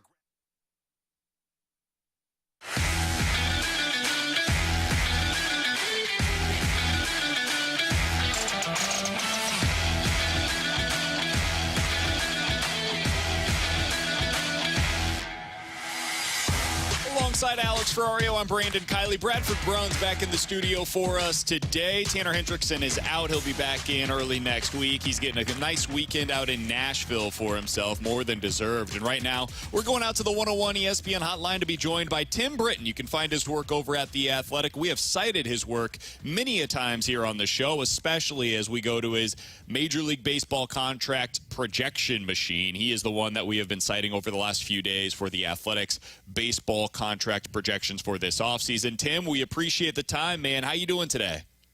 Pretty good. How are you guys doing? Doing really well. So here in St. Louis, it has been said multiple times over by the front office that they're looking for pitching, and more pitching going into this offseason. And that's really the only place where this free agent market appears to be pretty decent. As you took a look into the pitchers that are available, especially on the starting side of things, Tim, how would you categorize this free agent market? Yeah, I mean, it's certainly way better on the pitching side of things than the position player side of things. If you're St. Louis, you know, it's never comfortable going into an offseason wanting to sign three different pitchers and probably needing to sign your number one, number two, and number three. But this is not a bad offseason to be doing that. You know, I don't think there's really a slam dunk number one starter here. I think most people would probably rank Yoshinobu Yamamoto the best available starting pitcher, in part because he's only 25 and you don't see starting pitchers hit the open market at 25 ever. And so that's his main carrying tool. And look, he's been better in Japan than pretty much anyone who's ever come over here. Better than Masahiro Tanaka was before he signed his huge deal with the Yankees. A fair amount better than Kodai Senga was before he signed his deal with the Mets, and might get Cy Young votes off of his rookie season last year. So I think Yamamoto is probably at the top of the class, but then you've got a guy in Blake Snell who's probably going to win his second Cy Young this year. Does it in a different kind of way, a way that not everybody loves to watch, but gets the job done. And then Aaron Nola is kind of the other side of it, where the guy does really pretty consistent results, gives you innings, makes every start. He hasn't missed a start for injuries since May of 2017, which is just a crazy run. And so, those three guys are probably at the top of the market. But even below that, you've got Sonny Gray, who had more wins above replacement than anyone on this list in free agency from the pitching side of things last year. You've got Jordan Montgomery, who you guys are familiar with, obviously in St. Louis. And you've got a lot of kind of those depth options of guys who might fit, who have had good seasons and have had bad seasons, and you try to hit on the right ones. Tim, I want to hone in on Yamamoto because he, of course, is a player in St. Louis that Cardinals fans are really adamant about the Cardinals pursuing. And I'm asking this question because you cover the New York Mets, so you have that intel on that team. Are we talking about a Mets team, a Yankees team, these big markets going heavy after a Yamamoto? And do you think the Cardinals can kind of stay in the race with those teams? Yeah, that's the thing that's hard to gauge about a guy like Yamamoto is because of the age, because he's only 25, he fits for so many more teams than a usual guy you're talking about a $200 million deal for. He fits for more teams than Shohei Ohtani because there's only so many teams that are going to pay $400, $500 million for Ohtani. There are a larger number of teams that will be willing to spend probably the $200 million it takes for Yamamoto. So, if you're the Mets, for instance, they're a team that has said, maybe we're not going to go all out in free agency this year the way we have the past couple. But, hey, this is a 25-year-old. He fits your timeline, too. If you're a team that is kind of on the rise coming up, and maybe you're not ready to sign Aaron Nola because by the time you're going to be good, he's going to be on decline. Well, here's a guy who fits your timeline better. So I think that's going to be the interesting thing with Yamamoto's market is it driven just by the usual suspects, the Dodgers at the top, the Mets, the Yankees, or are there more teams that say, hey, this is the rare opportunity to get in on the ground floor of a guy who's shown great results in Japan and can do that here, and we're going to spend a little bit more because of that. You're getting more prime years because of that. Tim, we had somebody on the text line say, guys, asked him how his predictions did last year. I'm not going to have you toot your own horn, but I'll go ahead and do it for you. Your predictions were remarkably similar to the contracts that were actually given out via the pitching side of things last year. Like Rodon, you had at 5 years and 160, you got 6 and 162. Verlander, you had right on with a 2 and 87. Bassett, you had 3 and 67. He ended up going for 3 and 63. If there is somebody on this list that you think you were low on, that he will end up getting more than what you're projecting him to receive, who do you think that is most likely to be? There's a few that stand out. I think Yamamoto and Shota Imanaga, who's the other pitcher who's coming over from Japan. I haven't done this for pitchers coming over from Japan before, so I'm a little less certain on how they'll be valued, how teams look at the posting fee. I projected Yamamoto for 7 years and $203 million. That includes there's a $32 million posting fee on top of that. So it's really 7 for $235 from a team perspective. But I can imagine his contract going even higher because, again, of his age. The other guy is maybe Jordan Montgomery, who I said for 5 and 105. That's kind of where he fits statistically, but because of the way he finished his season, I think he changed a lot of people's perspectives of him and the way he performed in the playoffs. So it wouldn't be a surprise to me if teams looked at the prices for Blake Snell and looked at Jordan Montgomery and said, there's not as big a difference there as you might think. And Montgomery ends up at 5 for 115, 5 for 120, maybe even a 6th year. What about the inverse of that? Who's the guy that you put down the projection and you're like, man, I could just see this where teams aren't as interested as we expect them to be? Who is that guy for you? The one that surprised me when I looked at it statistically was Lucas Giolito, because I projected him at 4 for $70 million. And I'll be honest, when I go into this, I just kind of think, okay, what off the top of my head, what should this guy get? And with Giolito, it was 2 years, $30 million, something like that.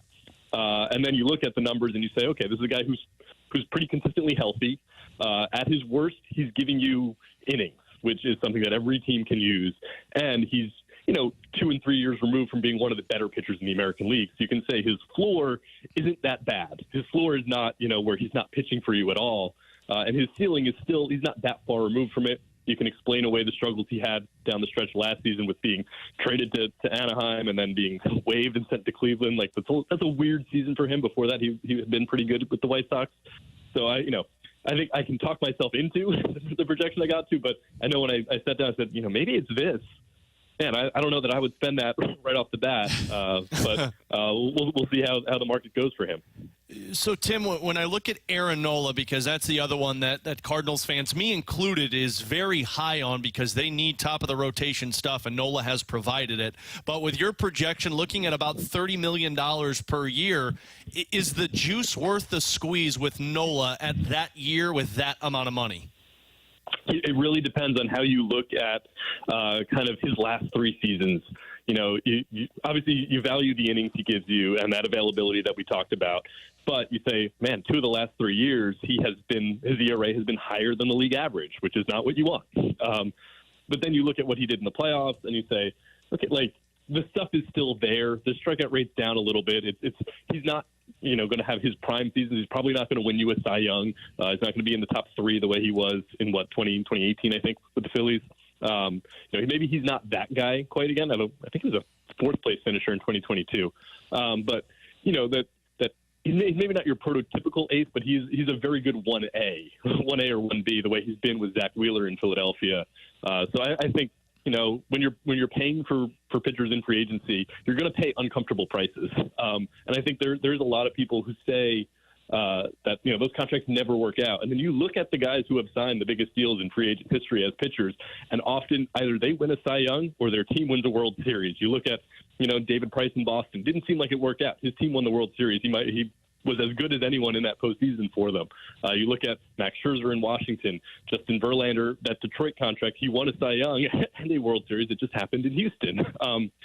Zach Greinke in Arizona, didn't feel like that contract would work out. He was pitching in Game 7 of the World Series, again, for another team, but still performing really well.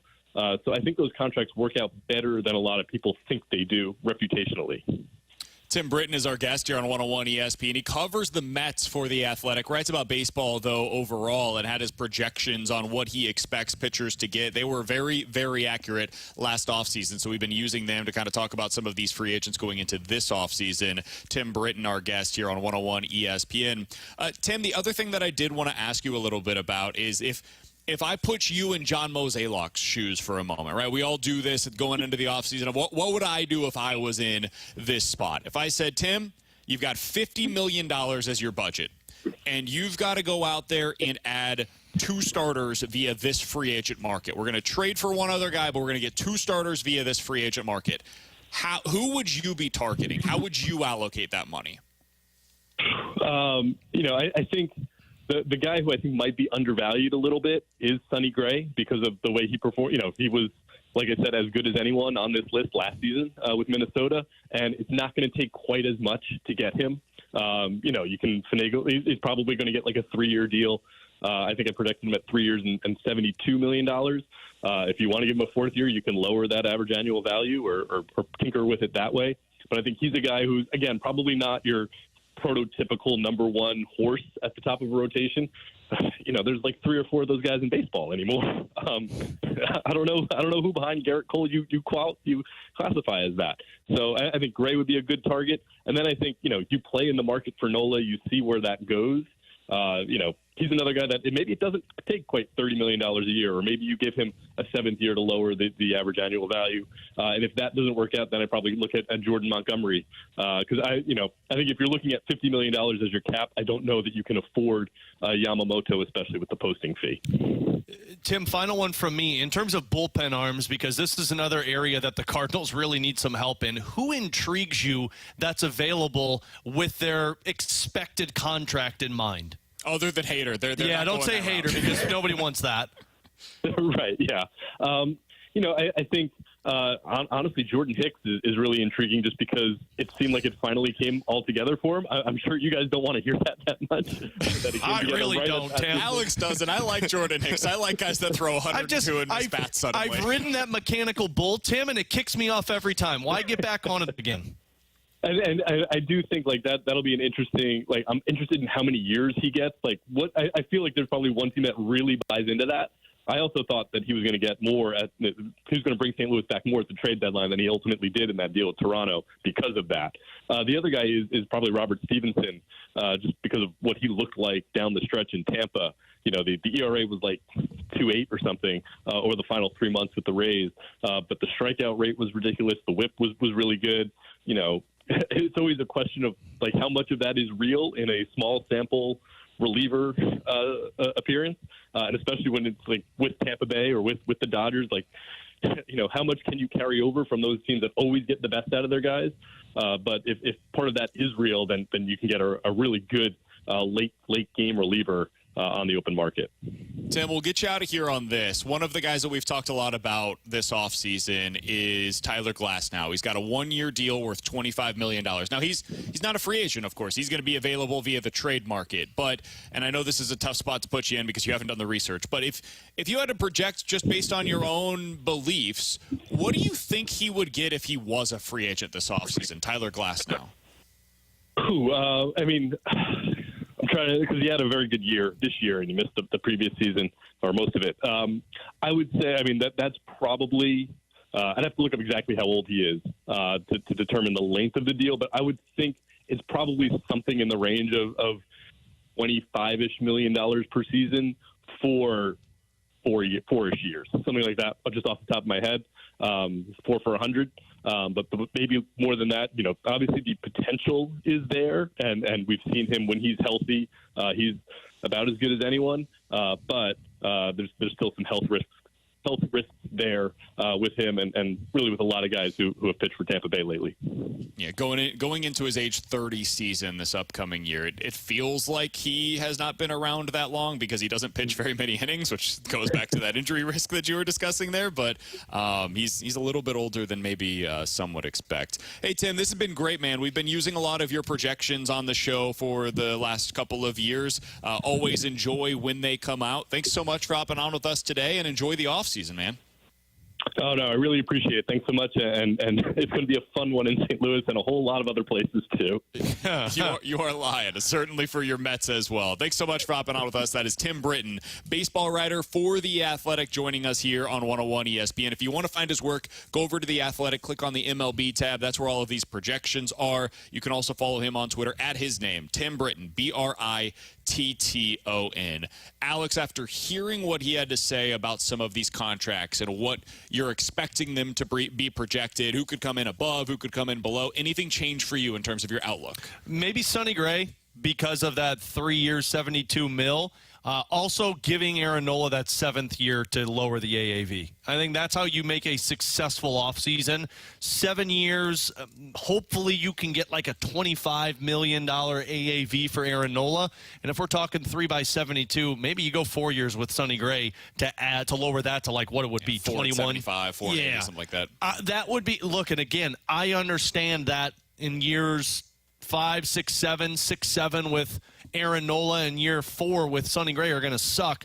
But I'm not going to be a hypocrite and sit here and act like they shouldn't do that, because that gives you the best bang for your buck to make your whole roster complete, because now you'll have a little extra money to go get that bullpen arm, but it also gives you the 2 best pitchers available. I'm with him on Yamamoto. The more I think about it, the more I just think he's going to get a ton of money. A ton of money. And that's why I asked about the New York Mets, the Yankees, the Red Sox, the Giants, the Dodgers. Like, you're going to be going 8 years, $250 million total for this guy, and I don't know if I'm going to do that. 25 years old. We just saw a guy come over this year and in Kodai Senga and pitch like one of the best pitchers in all of Major League Baseball.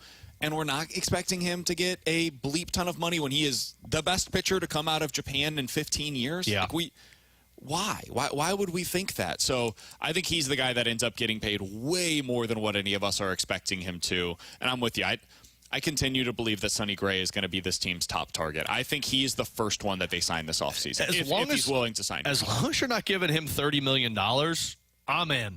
I'm all in on Sonny Gray. Somebody texted in asking, like, why isn't he considered a top-tier pitcher? Probably because of the lack of postseason success, but I don't think that really changes a top-tier pitcher when you look at his numbers overall. Again, he's not a number 1, but he's a number 2.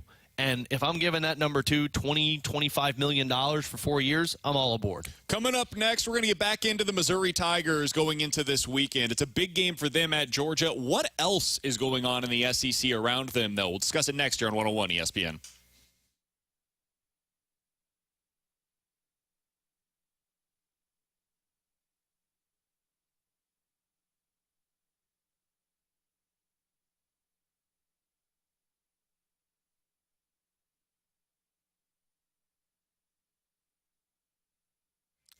Hey, it's BK. You just couldn't pick a worse time to sell your home. Sure, it's worth a small fortune right now, but are you really going to swap your 2 or 3% interest rate and pay 7 or 8% on a new house? Probably not. You don't have to do that when you sign up for the Get Paid and Stay program with Truehold. Truehold will give you the Get Paid and Stay program and buy your home now at its best current value, and you'll be able to bank that cash while you continue staying in your home until interest rates come back down, or you can just stay there for as long as you'd like. It's totally your call. Plus, you won't have to pay property taxes. You won't have to pay insurance. You don't have to pay the upkeep any longer. That is all on Truehold. They'll pay those expenses for you. To learn more about Truehold's Get Paid and Stay program, give them a call today at 1-855-300-9993 or visit them at Truehold.com to learn more about the smarter and faster way to cash out on your home's full value without having to move. That's 1-855-300-9993 or visit them at Truehold.com.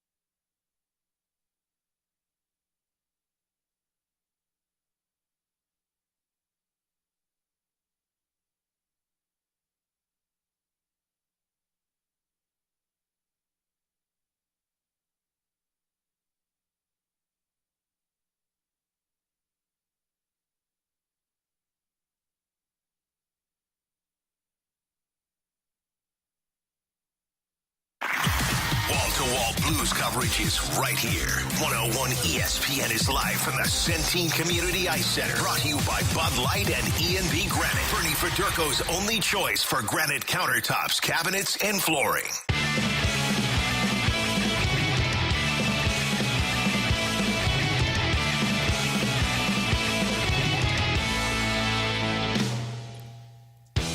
Big game tomorrow in college football. One of the headliners is Missouri taking on Georgia down in Athens. It's a 15.5-point line in favor of the Bulldogs. Everybody's going to be expecting Georgia to win this one. Even Missouri fans are thinking about it, saying, hey, listen, we understand. The likelihood is we're going to go down to Georgia, we'll lose, and then we'll end up being able to control our own fate to hopefully finish second in the East this year based on what they do against Tennessee and Florida. We all get that. But they do have a chance. I mean, they have as good of a chance as anybody else has so far this year against Georgia. And this is not the same team that we've seen just destroy everybody in recent seasons. Georgia did struggle earlier this year when they went up against Auburn. Now, it was on the road, but they won that game by one score. They did have their moments last week against Florida where it was like, okay, maybe this will be interesting. And then they just completely shellacked them by the end. If Missouri's going to win this game against Georgia, Alex, what do you think they need to do? What are some of the things that are non-negotiables in this one against Georgia? You're going to have to score first, because I think if you're playing from behind, you're going to be in trouble. You're going to have to get at least one significant turnover in this game, whether it's an interception, forced fumble, 4 and out, whatever it is, and you're going to have to score on the responding drive. And then for me, it's going to really come down to what you look like in the second half. I mean, this Mizzou team has, even against LSU, they were the better team offensively in the first half. They found a way to keep Jaden Daniels significant or somewhat quiet. And then the dam just broke in the second half, and you didn't know how to get a stop.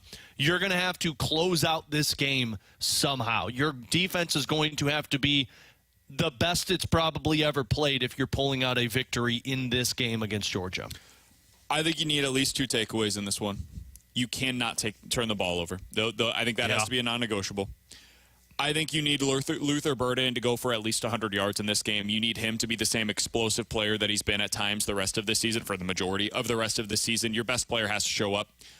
I think you need Cody Schrader to go over 100 yards on the ground as well. To your point about closing out the game, that is the way you do it, is by utilizing Cody Schrader like crazy. Yep. And I think you need 5 sacks. I think you need 5 sacks on Carson Beck, because this year the only thing that has made this Georgia offense look less than great is getting pressure on the quarterback. If you're able to do that, you're going to have an opportunity. But I think that's the starting point, and everything from there is just gravy on top. But those are the non-negotiables for me going into this one against Georgia. Can I add one more too in this one? I need Eli Drinkowitz to show the cojones that he's shown at time this season all game. Like, in any tight spot, I don't think you can be passive. I think you have to be to the point where you say, no, bleep this, we're going for it. Because that's the only way you're going to beat Georgia. If it's 4th and 1 and you're midfield and you're like, we should just punt it. No. You can't be afraid to lose by 2 scores. You got to be willing to win. Yep. And those are the kinds of decisions that I have been frustrated by in the past with Eli Drinkwitz. This is not a game, I don't think, that is going to be won 17-13. Yeah. I think you're going to have to score 30-plus points in order to beat Georgia on the road in this one, and the way that you do that is by stealing possessions. And to steal possessions, you got to get takeaways, you got to prevent the turnovers, and you got to extend drives on 4th down. It's going to require all of that. The other big game in the SEC this week, Alex, that very well could determine the SEC West is the actual headliner, technically, in the conference this week. It's LSU going on the road against Alabama. Now, all of the fancy, nerdy numbers love Alabama in this spot. They absolutely love them. The spread is only 3 points in favor of Bama, but the nerdy numbers believe that it should be a 6 or a 7-point line. Where do you fall on this one between LSU and Alabama? I think LSU wins this one. I mean, Alabama hasn't been impressive to me this season, and I think what this comes down to is who's got the better offense. Because I don't think any of these teams have a good enough defense to, be the difference maker in this game, specifically LSU. Their defense is not going to be any good.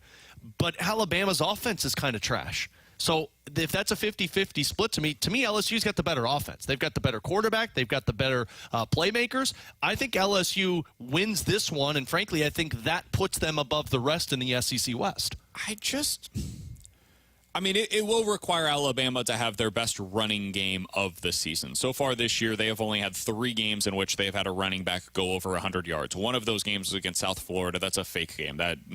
Pretend that didn't happen. You need a big-time running game in order to beat LSU because you have to keep that offense on the sideline. LSU's offense is one of, if not the best in the country so far this year. I'm with you, man. I don't have the cojones to actually take it in our pick'em challenge because everything that I read suggests, hey, Bama's the better team, Bama's the better team, Bama's the better team. Man, I've watched a lot of both of these teams so far this year. I think LSU's better. And the reason why, the main one, is because I like their quarterback. I think Jaden Daniels so far this year has been the most dominant player in the sport. And going up against Alabama, this is the type of player that has given Nick Saban's defense troubles in the past. He's a guy that is explosive in the running game and in the passing game. They have two of the best receivers in the country as well. I think LSU finds a way to win this one, and they go on the road and do, once again, the unthinkable and beat Alabama, and then they control their own destiny in the SEC West. That's where I'm at on that one as well. The one other game that I find to be really compelling going into this weekend, Alex, and Mizzou fans are certainly going to be rooting for one side, K-State going into Texas. Oh, really? What's the other one that you had? I thought you were going to say Florida, Arkansas. Why? Well, because Florida can at least make themselves look a little bit more decent. Kansas State is Sorry. right now the best win on the schedule for Missouri. Oh, yeah, that makes sense. They are going down to Texas to take on the Longhorns. Texas is a 3.5-point favorite in this one. Do you have a lean in this game, Alex? I have no lean in this one because Texas, I just don't really know how to read Texas. K-State, everything I've been hearing from people is, it's not really a good way. Really, the people I'm talking about is the one schmuck in Georgia that decided to just blast them. But like I've heard, what have they done? They beat K-State, and K-State's not even really a ranked opponent. Well, they were ranked at the time that the Tigers beat them. It's just they didn't look like a supposed to be ranked opponent. And frankly, like Texas has got offense, fine, but I don't know how to read that team. So, I'm very skeptical with this one. I like K-State. Do you? I really like K-State in this Is game. that your Tigers' heart that's saying that, or is it just the football look? I think we have underestimated what they are because of that loss against Missouri. If you look at, again, going back to the nerdy numbers, they think Kansas State is one of the 15 best teams in the country so far this year. Now, they also believe Texas is up there, but I think Texas has been overrated all year long. I think a lot of their notoriety comes from the fact that they played really well against Kansas when Kansas had its backup quarterback in that game, and they beat an Alabama team that I also think is a little overrated at this point. So I'm going to take Kansas State to win on the road against Texas. And if they do, that's another feather in the cap of the Missouri Tigers because that win continues to look a little bit better. All right, coming up in about 15 minutes or so, we'll get to our NFL weekend look ahead. What is the game that you're most looking forward to on Sunday? What is the upset pick that you've got going into the Sunday slate? We'll get to that at 1:45. One's got to go. 314-399-9646 is the Air Comfort Service text line. Coming up next, you're on 101 ESPN.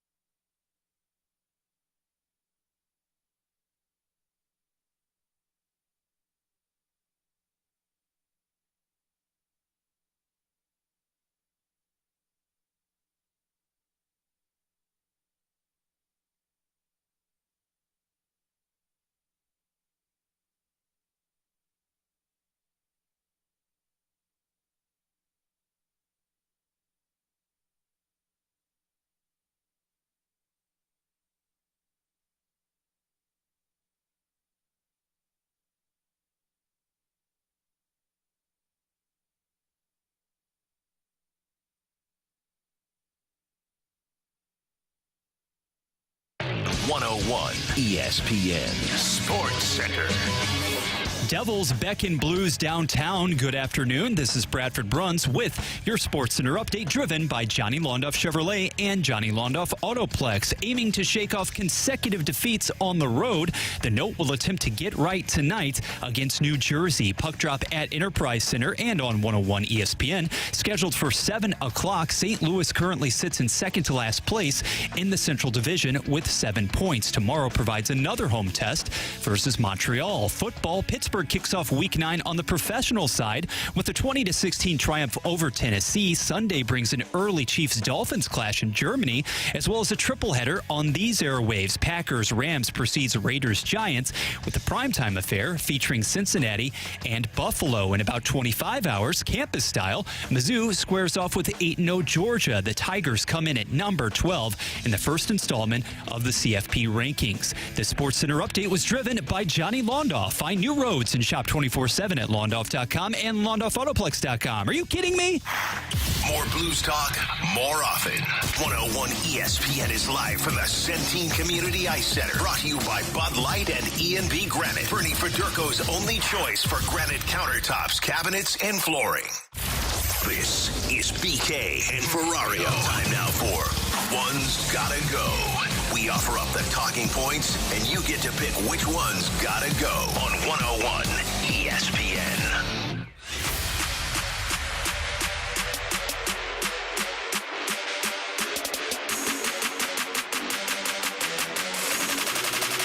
Count that big pen.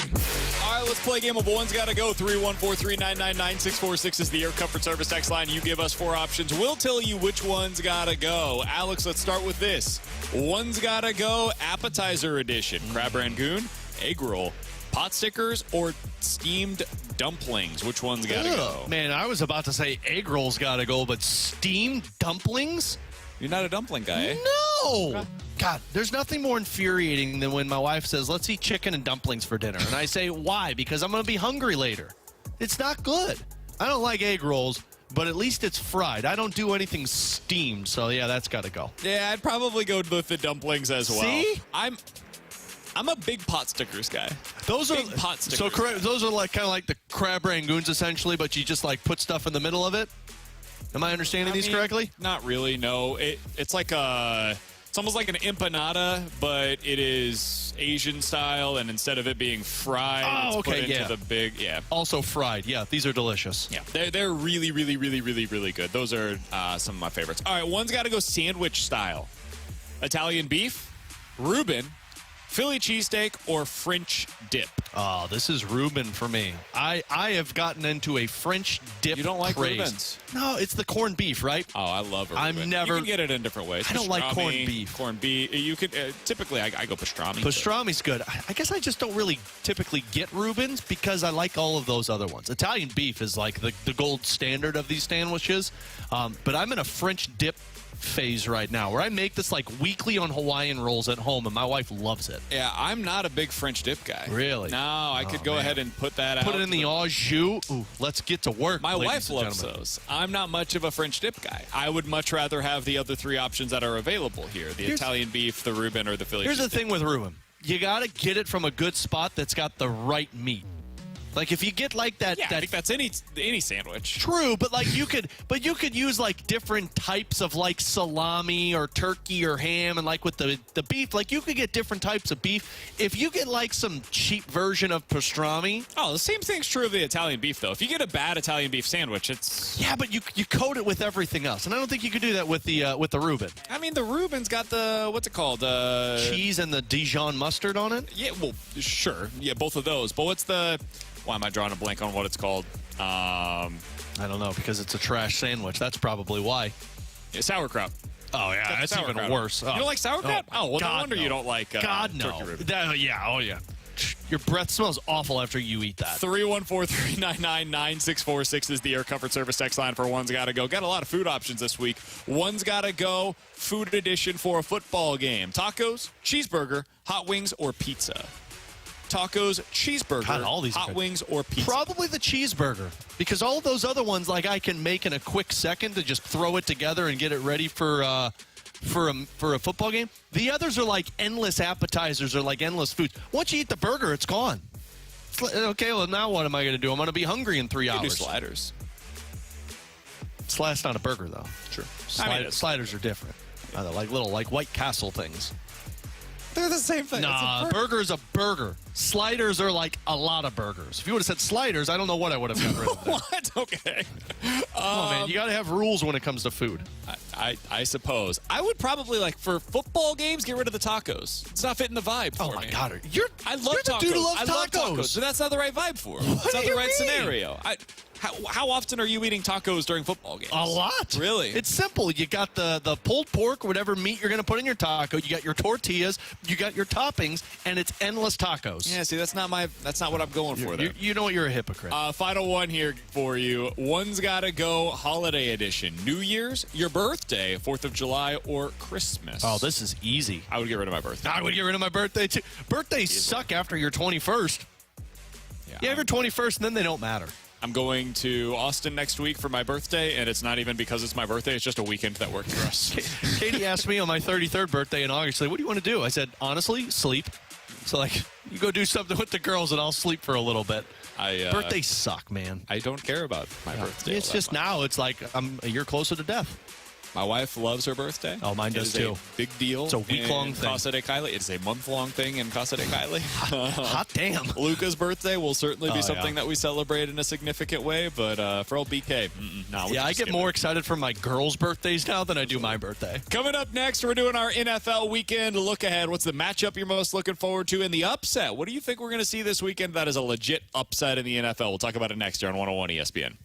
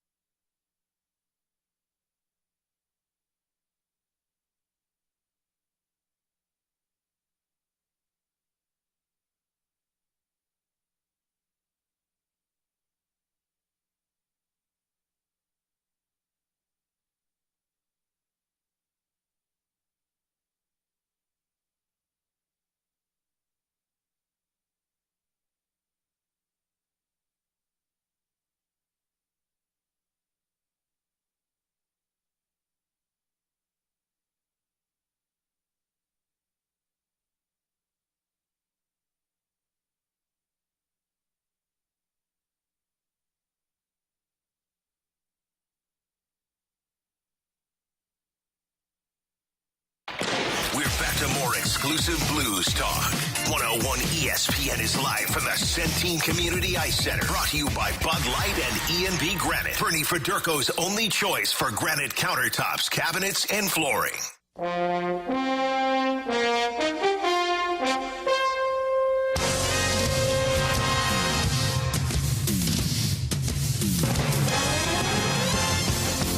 Let's get into our NFL weekend look ahead. We've got a few different questions that we'll answer in this segment. The matchup you're most looking forward to, the upset you think we'll see, the team with the most to gain, the most to lose, all of that here in the next 6 minutes or so. A lot to get into, very little time to do it, Alex. So let's get right into this thing.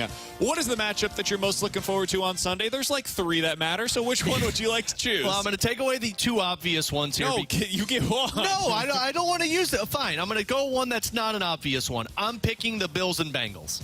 I think both teams are going to have a prove-it moment this weekend, mostly because Joe Burrow is healthy, and now we're starting to see the best of him, and Josh Allen is not healthy, and their entire team is falling apart. So I think that's going to be a changing of the guard in the AFC, so I'm going to take that one as my most interesting one. I actually agree with that one. I do find that to be the most compelling matchup because I think there is something about this Chiefs-Dolphins game that is lost by the fact that it's in Germany. I really do.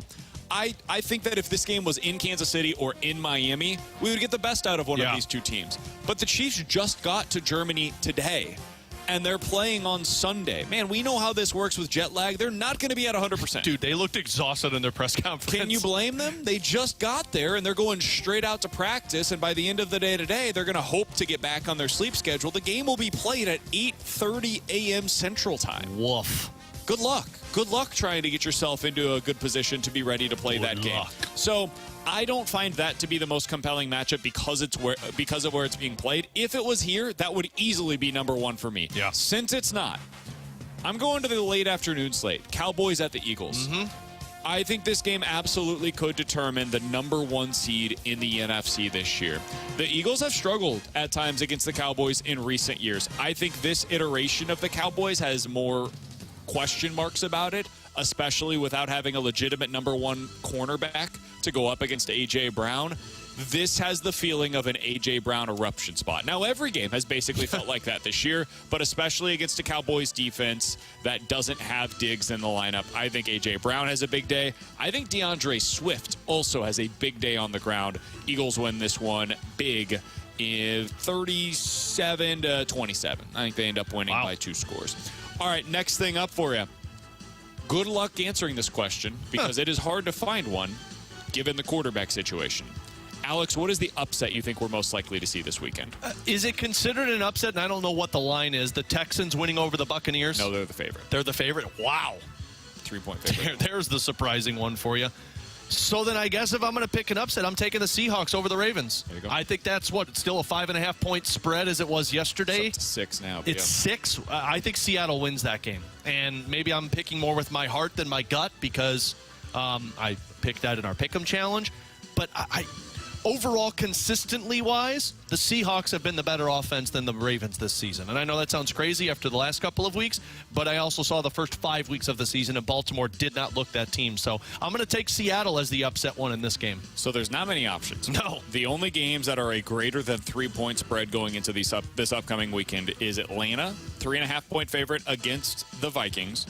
Cleveland is a 10-point home favorite against Clayton Tune and the Arizona Cardinals. And then you have the Browns as a 10-point favorite against Browns against Cardinals, and then you've got the Saints against the Bears. Saints are an 8-point home favorite against the Bears. So given that those are my alternatives, I have to go with you. I think the only other game that I would go with is the team that I actually trust, and that's the Seahawks to beat the Ravens. I don't think they're going to win that game. I think the Ravens will, but if I've got to pick one, that would be the one that I find to be most likely. If it was any other quarterback than Clayton Tune playing in that Cardinals game, I might have picked the Cardinals because Cleveland they're dysfunctional. If Josh Dobbs was playing in that game, I would have taken the Cardinals as my team 100%. to beat in this one. All right, what is the team that has the most to gain with a win this weekend in your mind, Alex? I think it's the Cowboys. Because the Cowboys have beaten middle-tier teams. They haven't really beaten the best of the best. Sure.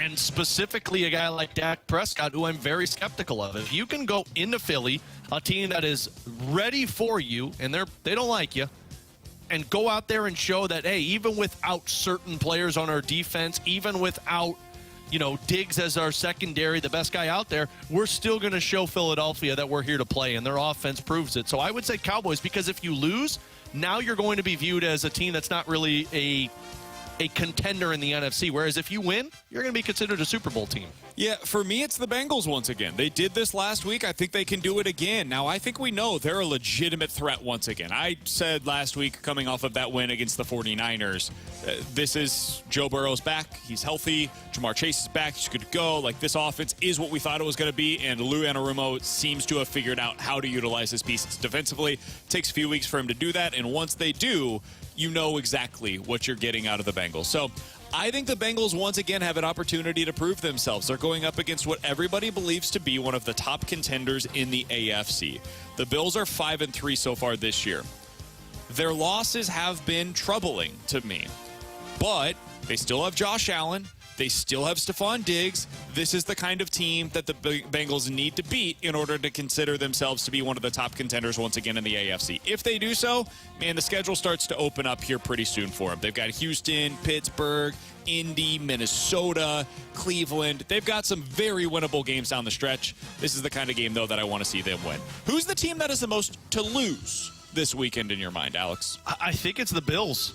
If the Bills lose, and probably expected to lose, you're done being considered a Super Bowl team. Like, you didn't do anything via trade deadline to benefit your team. Your team has lacked consistently.